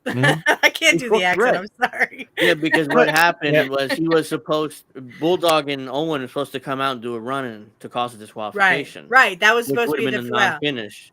And then But Bret was just supposed to give up the belt. Right. The next night on Raw. and the next night, which I wouldn't like that idea either if I'm booking, but it's like I would have had, but let's not get into that. But yeah, I mean, Owen But and again, Bret, Vince and he should have taken responsibility for this. Again, when you were negged on Bret's contract, you should have said, "Okay, Bret, well then you're gonna have to lose the belt because I need to get it off you if you're gonna go to WCW." before he opened up, before he allowed him to negotiate WCW, he's like, okay, fine, I got the belt off you. The next night on Raw, whenever the next TV is, you got to get the belt off you. Yeah. Instead, he's like, he opened it up to negotiate WCW. He got $2.5 million a year, which is insane money. Which, Even today, it's like I insane money said, for like a wrestlers. drunken sailor, Eric Bischoff was giving out all this money like a drunken sailor, like I said. And you had said, Angel, very eloquently that Bret had called Eric Bischoff, and Bischoff said, "Just do the job, Bret." Yeah, we talked about it a few weeks ago. Yeah, when we touched on this. Well, and Jim Cornette had mentioned the fact that, him and Brian Last, that technically Bret was supposed to stay around WWF until December of '97. Yeah, that was the original plan. That was the original plan because he was gonna. Bret had He was gonna creative drop control. he's gonna drop the WWF title on a 4-way. Right. To Shawn, but Taker would beat Shawn or Shawn would beat Taker, wherever. Bret wouldn't do a job leaving WWF, which again I don't think Vince was in love with, but it's like, hey, we do what we got to do, Bret, right, you got to do what you got because you already signed a contract giving Bret Hart creative control. Hold on. Sean McKenzie's writing it was Ted Turner's money, not WCW's money. Well, technically, they had a budget. Yes. Eric Bischoff says they had a budget. Yeah. If you listen to his 83 weeks about this, and he does talk about the Montreal Screw Job. Yeah. He talks about that and he says, technically, it wasn't excuse me, it was Ted Turner's money, but they had a budget. But I mean, even that budget, even Kurt got almost $1 million in his contract when he went to WCW, and it was in WWF he was only making $500,000. What are you going to do when Vince McMahon, or I'm sorry, when Eric Bischoff offers you almost $1 million in your contract and you're only making $500,000? And guaranteed. Which way are you going to go? You know what I mean? Guaranteed money. Well, I mean, when it was guaranteed money, I mean, WCW was the place to go for all the guys. They wanted that money. They wanted the check. And Ted Turner was on. And Ted Turner did have the key. And here's the thing: Eric Bischoff knew how to talk to Ted Turner. And and not to kind of like again speculate, but I'm willing to bet that Ted Turner was thinking somehow, however unlikely it could be, but you'll debate me on how Ted Turner would not have liked to have had the WWF Heavyweight Championship in his office, if not thrown in the garbage can, then have that big FU to Vince McMahon, like, aha, I got your belt and it's in my office and I drink whiskey in front of it every day. I don't know. If you ask Eric Bischoff, he kind of says, Ted Turner really had nothing to do with it. It was kind of like the bastard child. Oh, really? Ted Turner wouldn't? That's what Eric Bischoff says. Yeah, that's what Eric Bischoff said. Yeah, he said that literally they didn't really give a fuck about wrestling. They kind of just gave it a budget and said, "Here, you guys deal with it."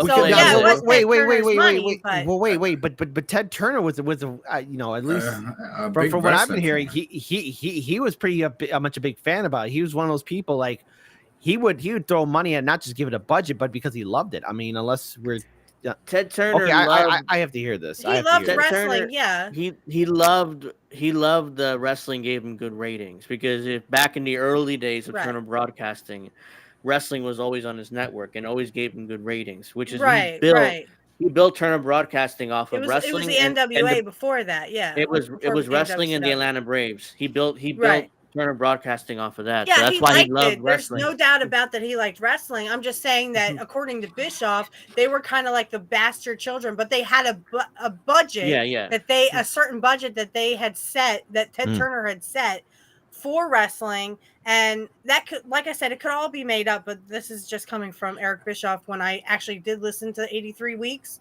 I usually would listen to that. So according to Bischoff, I mean, he wishes he had better lighting. He wishes he had better production. But when the NWO came around, he did actually have all that stuff. And everyone loved the NWO until it started getting a little stale. And then the Austin McMahon thing took off on the other side. So that's when the 83 Weeks started going down. But if they did better in the product, Bischoff said they would love to have gotten more money in their budget to spend on the wrestlers, give them, but what I'm saying is they were given lucrative contracts that usually never really would have happened in WWF. So again, if you get $500,000 with Vince, but you're given almost $1 million with Eric Bischoff, which one are you going to take? You know what I mean? So that's all I meant. But according to Bischoff, they had a set budget. Take that with what you will. If you believe Bischoff, great. If you don't, that's fine. I think Ted he was Turner's a good salesman because in AWA, technically, the only reason why, Eric Bischoff worked in the office. This is what he says on 83 Weeks, that, he worked in the office in AWA and only became an announcer because they needed someone to announce. This was in the dying days of AWA. And wasn't WWF was doing a little run in TBS or TNT or something like that? That was the whole Black Saturday thing. Yeah, the Black Saturday thing. Which we talked about when Ole Anderson passed, last month. We brought it up. But that was Black Saturday. Basically what happened was Gerald Briscoe, the Briscoes and Ole and somebody else ran Georgia Championship Wrestling. That's correct. And Ole was screwing over the other partners. They weren't giving his money. So I think it was Gerald or Gorilla Monsoon told the Briscoes and the other person, sell to Vince. He'll give you your money. You have a job for life. It was like, okay. And the Briscoes worked there until very recently, I think, in WWF. So that was the whole Black Saturday guys. That once AOL bought out Ted Turner, they thought that wrestling was. They hated wrestling. They hated wrestling. Yeah, everybody and there. They told Bischoff in a meeting, "This is how we want it to go." And again, Bischoff says, "Well, that's just what WWF did, and their ratings went down the drain. And But now that's you what want me he to was do told it? to do, and that's why it went out of Yeah. business, because Yeah. they weren't making it with the They were- NWO. It wasn't a family friendly show, but that's what AOL told them to do because they didn't like wrestling. They They hated it. sabotaged And, it. and, knew and they they were explains all the sabotaged it on sabotaging goofy. purpose. Yeah. It explains all that goofy stuff that we saw. That's right. All that Oh, that was goofy stuff. goofy. 99. I mean, 2000. Oh, yeah. I Oh, actually no, saw God. that interview. Brett was talking about, he did an interview or he did a promo or something about his cat. I actually saw that again, and he's right. He does. Oh, I love my cat. That was after. And Bischoff goes, I don't remember that. What are you talking about? Because Bischoff is an idiot. And he is an idiot. I agree with Brett. He's a fucking moron who doesn't know anything about wrestling. To be fair, he knows more than Tony Khan. I mean, Well, yeah, he knows more than Tony Khan. Yes. Yeah, And also, in fact, he knows, at least when he had everything working with him at the time, how to really promote a brand and get the hype built up around it. I'll give him that. Bischoff is a promoter and a communicator. I mean, he does. He has talent, but for wrestling, he has more talent than Tony Khan. But yeah, but I mean, in the end, I mean, was it worth it? I don't know. See, I think Bischoff they brought in Russo, and Russo totally fucked up everything. I mean, he made everything like a Jerry Springer show. Yes, and then pissed in everybody's face when he made himself the champion, and then he made an actor who didn't know how to wrestle, didn't know anything about the wrestling business, but wanted to be a wrestling champion. He made David Arquette the champion. That was literally pissing in everybody's face. Bischoff was fired. Same day. Toenails are more talented. Yeah. By the way, same David Arquette, who also when he was having the championship belt around him, but he was also the same guy who would bully other people around, then hide behind him. Imagine being the WCW heavyweight champion, pushing people around, then running and hiding when you have the belt around your waist. How does that create enthusiasm? It was just, it was all bullshit. It was he swears up and down that the ratings went up while he's in charge in WCW, and it didn't. Oh, even Meltzer said no, the ratings went down. When you smoke enough, when you smoke and drink enough, then everything's going up. Yeah, the ratings were going up. Hey, bro, ratings are going up. Hey, bro, ratings are going up. Bro, my wrestling, let me tell you, my show has been productive. But it wasn't that David Arquette thing was based on that movie that they try to do too? Ready to Rumble. Ready to Rumble, yeah. Wow. Yeah, but that doesn't mean you come in. Even when they had No Holds Barred and Hogan and the Zeus thing with Tiny Lister, even then they didn't make Lister the champion. Okay, no, they didn't have him come in and pin Hulk Hogan and make him the champion. That would literally be pissing in everybody's face who had that belt before. Wow. What's that smell? He came in very briefly right after the movie was shot. And I saw that in the movie. He was there, but he was in tag teams with the Macho Man and Sherry, of course. Yeah. And I really want to see Sherry's Dark Side of the Ring, because I saw the preview. Her ex-husband was saying, it's time for her to put her big girl pants on and be a mom, and she walks out on her son. I couldn't do that. I could not do that. I love my son so much. I couldn't walk out. But is it a thing that Sherry loved the business a lot? She wanted a wrestling career. I get that, but I mean, but you still should talk to your son, be with your son, do what you got to do to be there for your kids. Yeah. Yeah. Well, I love her. So walking out, I mean, I'm probably. Oh God! See, I couldn't do that. I would be calling my son every day from the road, or as much as I could. Yeah, and she did have her demons. We had demons, yeah. Which was prescription drugs, which she was heavily into. But she was an amazing talent, and she was an amazing wrestler in women's wrestling. She was a great manager, especially with Macho and Elizabeth and that whole thing. And Shawn Michaels. Yeah, she was. They stuck her with Shawn Michaels very briefly.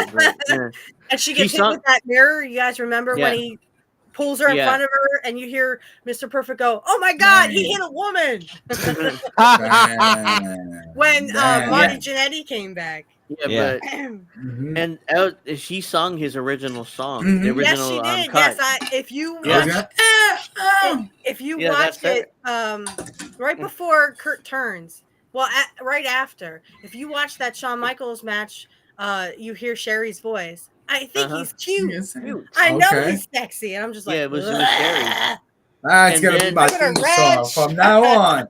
Deconstructing Topic Podcast. Oh, he's just a sexy Puerto Rican. Let's go. yeah. Well, I mean I get his there's song stuck in my head, especially the part where he goes, "Eat your heart out, girls. Hands Right. off the merchandise." I'm like, shut up. Oh, let's go. Who Delivered by the fuck wants to UPS. touch you anyway? You remember when Mr. when he Perfect, would baby. right he'll leave the ring and like Shawn Michaels have left the The ring. building. That's right. Right. Shawn Like, Michaels has like left the the building. That's Mhm. right. Right. Yeah, Vince trusted Sherry because Sherry knew what she was doing. She had been around for a while. Um, Yes, no, Snow nobody's Himbo is hacking my phone. Nobody's making Shawn Michaels the Himbo's ringtone. live at 10 Eastern. So I we're have about Mr. we got 30 Perfect's minutes. theme song as But my ringtone. yeah, I mean, you have to hack Witchy's phone and make that No, ringtone. Oh, I'm no, about to yeah. call no. your staff. It Let is me see. Is that Mr. Shawn Perfect. Michaels? I'm about to Mr. call your Perfect's staff. theme is da da da Da, da. da. Where's my gum at? Yeah. Yeah, And that the one match, there's a girl on there named Star Smith and on X who's friends with me, and we were talking about that. Oh. She's like, "Oh well, Kurt never beat Brett." I went, "Yeah, he did. It was on prime time, but yeah, he did." Yeah. And what's funny is about in the beginning of the match, Kurt goes like this and misses. And I almost wanted like I would love to interview Brett and be like, "Did you say something to him? Like, hey, I think you missed something." yeah, But that you can would see Kurt kick it, Kurt kicks the gum after he misses get it. it.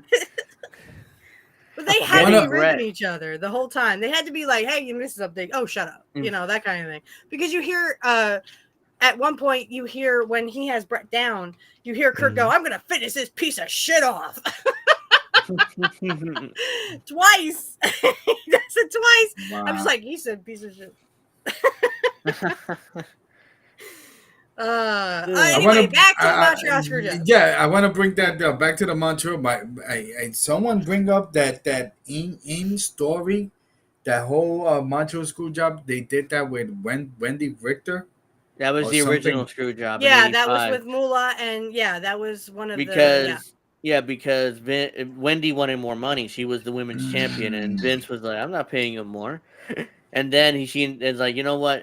She had fabulous Moolah dressed up as the Spider Lady that night. Yeah. And Vince was like, then the referee, and they double crossed her, and she beat the shit out the of referee Moolah for counted real. 1, 2, 3 quickly, Yep. and then she realized, and then she pulled the mask off, and it was Moolah's. Oh, Moolah, it's Moolah under the mask. Gorilla Monsoon is like, "Oh wow, we didn't know." One of these things, and then she starts hitting her for real, but Moolah no sells. It's like, "Oh yeah, but she's doing this shit with the belt." And she's no selling. It's like, and then Wendy, she said she left the ring, got her stuff, never spoke to Vince again until like a few years ago when she got into Hall of Fame. Yeah. And she never saw Vince again. Never spoke to him again until a few years ago. I like that one interview because Gene just starts laughing. In fact, I was watching some Gene bloopers, Mean Gene, and she goes, "I'm not about to let anybody put me on my back and cover me." And he just busts out laughing. They left that in. If you watch, I think it's WrestleMania 2. They left that in that interview where he's just like, "Okay, back to you, Vince. Back to you, Vince." I was like, "Whoa!" It's like that's sus. It's like I'm not gonna let nobody get my back and cover me. It's like, yeah, I'm not gonna let me get anybody on my back. Back to you, Vince. We gotta back to you, Vince. We don't know what else he's gonna say. You know where his mind went. Hey guys, by the way, congratulations. You have I think a bot. Hey, loved your broadcast. Want to boost your channel? Run organic promotion to reach active audiences, gain massive followers, and have fun interacting while streaming. Interested? Chat with me on Instagram. No, I don't. Yeah, it's definitely a bot. Yeah, it's definitely a bot. Sean said, I always believed that Wendy knew it was Moolah. How could she have not have known? Well, according to her, she says, well, the Spider Lady was different, when I locked up with her, but I couldn't really tell what was going on. That was at Mhm. least that was what she was saying in her interview. Like when Yep. she locked up, it was different. It's like, who is this woman? It's like then, but she didn't really say anything until when she realized after the match, she pulled her mask off. Like, it's fucking Moolah. That's fucking Moolah, yeah. And then But I love that anyway, that Sean and Brad have amended. That's I think at the end. yeah, And then Brett Yeah. was. I did see that meeting. Brett was talking about, oh, I have grandchildren now, and Sean goes, well, my daughters aren't that old yet, and they better not do that. Make him a grandpa anytime soon. I did with see Sean that, with the yeah. raspy voice, like, well, and I was a different person, and that person different. I think Sean, and I was watching some interviews. Sean would say, "Look, listen, and I'm a believer that everything happens for a reason." Right. And I would say that what came out of that, whatever the case might be, we got Stone Cold. What else happened after that? I'm just saying. Yes, but I The I agree with Sean that somehow, like I said, with Kurt's nudging, him meeting Kevin Dunn and stuff. And again, Austin talks about this in many of his interviews. If you look up Stone Cold and his thoughts on Kurt Hennig, I just think that Austin eventually would have come through. Regardless of what happened with Brett, but it's definitely a big, slingshot forwards, Oh especially yeah, it when Triple was. H was supposed to win the King of the Ring, but got punished because of the whole click thing in the ring in '96. So, but yeah, I do think, and really, what the Montreal Screw Job did was expose this. Hey, Yeah, sometimes this Montreal. work. This does this does happen, and yeah, it's real. It was a real fallout for Brett, but you really exposed the business that this is Yeah, all just the work. it's yeah, and Brett. I mean, and Jim Cornette. One of the things he said is, "No way, Bret Hart would go to the newspapers and tell everybody." It's Bret Hart, his father's too. He would never expose the business, and the first thing he does is go to the newspapers and say, "I didn't lose though. Yeah, he I got didn't. Yeah. screwed." I got screwed, right? Mhm. And that's when Vince came on and said, "You know what? Vince didn't screw Brett. Brett screwed Brett." That Yeah. was when Yeah. You could see Mr. McMahon coming out. That Yeah. character, Vince, Mr. McMahon was actually coming out of him, and that's what led to the Austin versus McMahon feud. And yeah, there's a lot of things that could have happened if Brett had just dropped the belt to Shawn, if he had just done what Bischoff had said.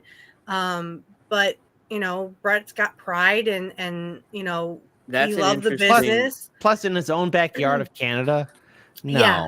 And like I And said, like I said, it is kind of like, Vince took the Hitman character, took him out to pasture and blew his brains out.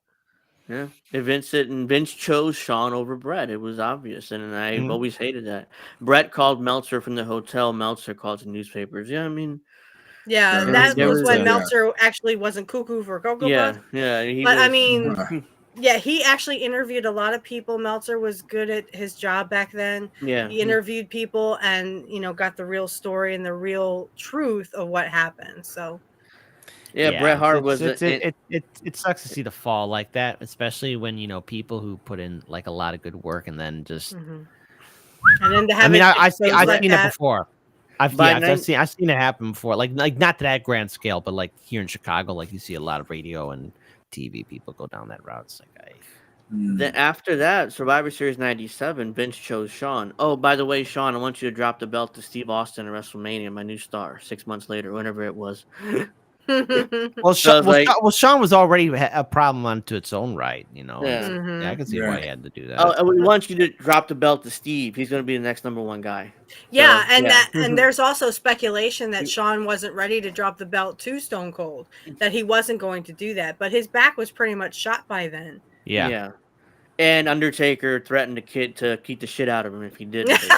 Yeah. Because if you remember that Undertaker. story, he taped up his fist. Like, you don't drop the belt, like, you gotta see me. Yeah. You gotta see me after the show. What does that say about Taker though? Like, the fact that even he had that amount of push and pull to tell him, like he side with Brett, like, hey, look, at the end of the day, Vince, I work for you, but hey, you gotta get decked out. Can you imagine? Because Mhm. that's like the power dynamic of what Taker had over the WWE. That's why a lot of people time. respect that dude. Yeah. Yeah. Yeah. Which Mike Calloway. leads to a theory that I have for that infamous plane incident, because Uh, Taker wasn't on that plane, and I know for a fact that if Taker was there, ain't none of that shit was going down. I'll say so. Yep, Mark wasn't again a plane ride from hell's my original plan for this episode, but I scrapped it because I didn't want Steph to be upset on her birthdays. But Yeah, that's right. Yeah. Yeah, So I because made that guess who got the fallout for that? It was Kurt. Kurt and know. Scott Hall lost Yeah. their contracts. I that was know. my original And plan, the it was plane ride from bullshit hell. because again, Vince had done the exact same thing that Brock and Kurt had done the week or the time before, the plane ride before, and no one said shit about that. No one lost their contracts. Kurt Angle didn't lose his contract, and Taker was on that flight. Taker was on that flight because Taker was like, Kurt, don't do anything. He's talking to Kurt Angle. Kurt, don't do anything. And Vince is the one, all drunk and stuff and trying to get in Kurt's face and, I bet you can't take me, pal, or whatever. Angel, you do it. I can't do it. But yeah, it was not fair. And even Jim Ross admitted in the Dark Side of the Ring of the plane ride from hell that Kurt suffered the fate that Ric Flair should be in jail. He should not have a contract. He should not be anywhere near wrestling for what he did on the plane ride. Yeah. So he's fuck still him. under contract to AEW. Ric Flair, he still gets paid a multi-million-dollar salary by Tony Khan, who's a mark. But let's see. Bad Cookie says I'm going to be on with Angel next week. I will beat you why up, Kurt Bad Hennig looks Cookies. like a Don't blonde even go Charlie there. Kirk. Don't even go there. Anything I will beat the fucking living shit out of you, dude. Bad Cookie's looking for some heat. What's going on? Looking for some heat I will there. mess you up. And first of all, Bad Cookie keeps on bringing the fact that I got arrested, telling me, at least I didn't sing. Hey, I had to sing to save myself. Snitches get stitches, baby. It was I could just tell Bad Cookies I'm from the Bronx. That's it. I will beat you up. There's no way Charlie. He's not like Charlie Kirk in real life. Kurt would have been, because he admitted that he voted for Jesse Ventura, so his politics align with pretty much everyone here. Because he voted for Jesse. Yeah. Don't make me come over there. Kurt, so Mr. Perfect was from Minnesota, right? He was from Minnesota, yes. right? And not too far from Prince. Damn, Prince has some wild, the singer Prince. Minnesota produced a lot of top talent in wrestling. Rick Rude, Scott Norton, Sean Waltman was from Minnesota. Prince, Animal and Hawk. Animal and Hawk. Yeah, they were all from that Minnesota. And they think different too. Dynasty. Yeah, they think a little bit different, more independent. I can see. You could think modern wrestlers like Kurt Angle or Chad Gable's from Minnesota. Right. Kurt Angle's from Pittsburgh. Oh yeah, yeah, right. Yeah. I meant to say, what's his face? I meant to say Brock Lesnar. He's from Minnesota. Yeah, no, he's from Wisconsin. No, he went to the university. Yeah, he went. If you ever heard Jim Cornette talk about Brock Lesnar. Oh yes, he went to college in Minnesota. So he went to college in Minnesota. Yep. Okay. Well, I mean, we do have 10 minutes left, so we got to start wrapping this up. Questions. We didn't do the pop quiz. The pop quiz. Pop quiz about. About the Montreal Screw Job? Yes. Well, we pretty much all know what's going on. Yeah. That Shawn Michaels is the greatest wrestler? No! Of all time! Mr. Perfect! No! Mr. Perfect, baby. Nobody beats Mr. Perfect. Nobody. Yeah. I said Shawn Michaels. Shawn Michaels sucks. He couldn't even lace up Kurt's boobs. Come on. Shawn couldn't even. He was like... He's better than the wrestlers from today, but he was born and luckily he learned how to wrestle, even though he was too high flying and he was doing all that stuff. And he wasn't second generation like Brett and Kurt. Yeah, and these stuff and a lot of these guys again saw Shawn Michaels and like, oh, we can do that, but no psychology, none of the storytelling, nothing. Let's just do the moves he did for no reason. So. Then again, the same thing happening with Mick Foley with all his matches. Oh yeah, great hardcore matches, brutal, but none of these younger guys understand the psychology, the match style, the stories, nothing. They just do the moves for no reason. So these guys are very talented, and I respect them all. But the modern wrestlers have taken their stuff and bastardized it to the point where it's like, what the fuck? And But then I I go digress. back to Bret Hart and Shawn Michaels' feud is one of the best. I think even regardless of what you feel about Shawn Michaels, I mean Shawn Michaels is the perfect foil for Bret Hart. I'm just Oh saying, yeah, I agree with that. Yeah, I guess you you could know. say that. Yeah, I they just were. And Shawn Michaels and Bret were magic in the ring. I mean, Oh, I wouldn't. yeah, absolutely. I'm there's no not, doubt about that. They actually, would feed off of each other. But I yeah. think Even when it Bret comes right Hart down to said he's it, one of the top 5. but I mean, Even Bret. Shawn Michaels wasn't ready for the big screen because again, that's what happened after WrestleMania 12. Bret dropped the belt to him. Shawn wasn't ready for the big No. leagues, and so he spiraled downwards. And He I completely agree with the he fact that Shawn was not ready for that championship run. yeah, he wasn't drawing. Yeah, I mean the Right. houses were I was down, about the to say ratings were that. down in '95, and it's I was like, about to say and that. then Brett was like, "Oh yeah, let's crash." He's crashing and burning, and and he Mhm. was right that he would crash and burn, not because of his personality and because of his the fact he couldn't draw. So it was like But let me say in defense of Sean, like Sean was the perfect well, I'm backstage so sorry, asshole, Kit. What? guilted. Oh, Kilted Kit, yeah. oh, Real men wear kilts. the kilt is on its way. I ordered it already. All let's right. go. So I made sure I got the perfect Yes. size All for right, myself. So we'll it's gonna see be that. here Tuesday.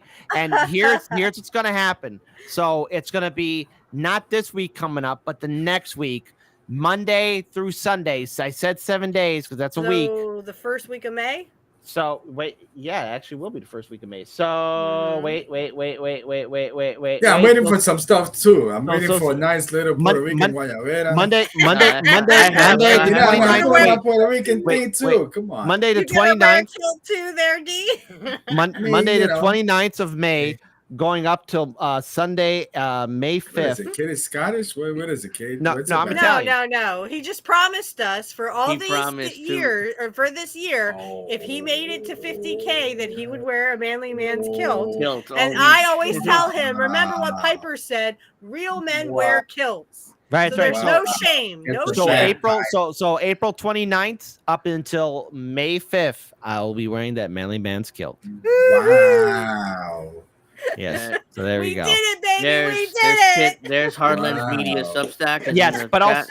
also I Good know job. INN, like we got another show that's coming up too. So I think we should Yeah, we do have to wrap up. But I just Yes. wanted to bring this up. Wait, Sean isn't completely responsible for the houses being down. Kevin Nash was hot trash as well. Yes, Kevin Nash was champion most of that time too. Yeah, no The- one liked Kevin Nash as champion, by the way. Kit McIntyre. Kit McIntyre! Woo! You better start.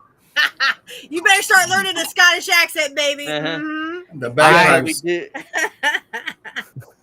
Yes, No Himbo's coming right up in the next few minutes, but we do have to wrap up and give our final thoughts. So We got about 7 minutes, so So- let's go around robin. Kit, you start. Yeah. Finishing thoughts.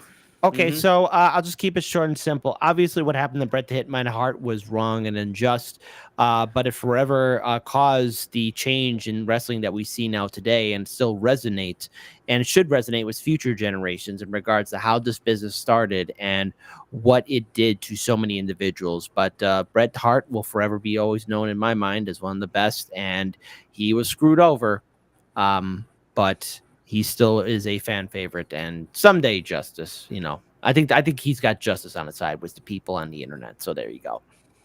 yeah, Absolutely. So my take would be that listen, everything happens for a reason. I guess the universe would have some way or somehow. As I always say, the universe will screw somebody for the best of others, for sure. And this is one of those situations. Shawn Michaels became the champion. He became the champion. He stood the champion. He lost the belt to Stone Cold. Whatever the case might be, Shawn Michaels is one of the greatest. Bret Hart is one of the greatest. Mr. Perfect is one of the greatest. Thank you. That's why we love wrestling, and that's why we love professional wrestling, because it's one storyline that we can never make up. No. Nothing like this will never ever happen again. God forbid it never happen again. That's for sure. no. No, it wouldn't happen. Right, and I think that the only reason to double cross someone again would be because they're leaving. So like if I could see maybe if they had done this when CM Punk had left WWF for EEW, what the hell? Sorry, AEW. I could Yeah. maybe see Triple H wanting to do that. Maybe there's no animosity there. I'm hoping. But yeah, it did change the business. It's something that was rarely done in WWF. It was more done in the territories. So if someone hadn't, the old honor system was when you leave a territory, you drop the belt if you are the champion. That Yep. was the honor system and what they had done back in the territories. Jim talks about this very eloquently on his omnibus about this. And yeah, Brett is one of the greats of all time, but he wasn't perfect, baby. But no, it is something that the only thing I could see it done properly, or maybe similar to Bret Hart's double cross, would be when CM Punk left WWE, excuse me, for AEW. I could maybe even if Tony Khan had done the same, but you saw that rigmarole about what happened with CM Punk, and I mean AEW just embarrassed the hell out of themselves. But yeah, I think that it changed the business for better or good. I don't know, but I know Bret Hart was very sour about it for many years, and I'm glad him and Vince and Sean have all, made up and buried the hatchet, so to speak, I guess. But I think it's very, I thought back when it happened, I thought, oh shit, that's why Bret was coming. I didn't know the whole backstory between it. So just to tidy up here, it was one of the best or worst things, depending on your opinion of it, to ever happen in the wrestling business. It really did change some things in the wrestling business. And it wasn't all work from everybody. Again, Bret was pissed about it for years. So I think that for Bret, it was, sour. It left a bad taste in his mouth. You kind of don't want to see that happen to a great wrestler, especially a second generation one. They could have done the same thing to Kurt, if Kurt had done what Bret had done, or if Kurt was in his shoes. But I think that, there's also, I would like to go into a deep dive of Kurt's relinquishing from WWF to WCW, because there's a lot of speculation around that too. But I definitely think that it changed the business. Whether that was for the good, I don't know. But it did get us Rick Rude on WCW again, and baby, Rick Rude was back. He came home, baby. Yeah. Mr. Host. Well, we got 2 minutes left, and all I want to say is I wish that we could have gone longer, but unfortunately, we do have to go. Yeah. And I want to thank everyone very much for joining us in the chat.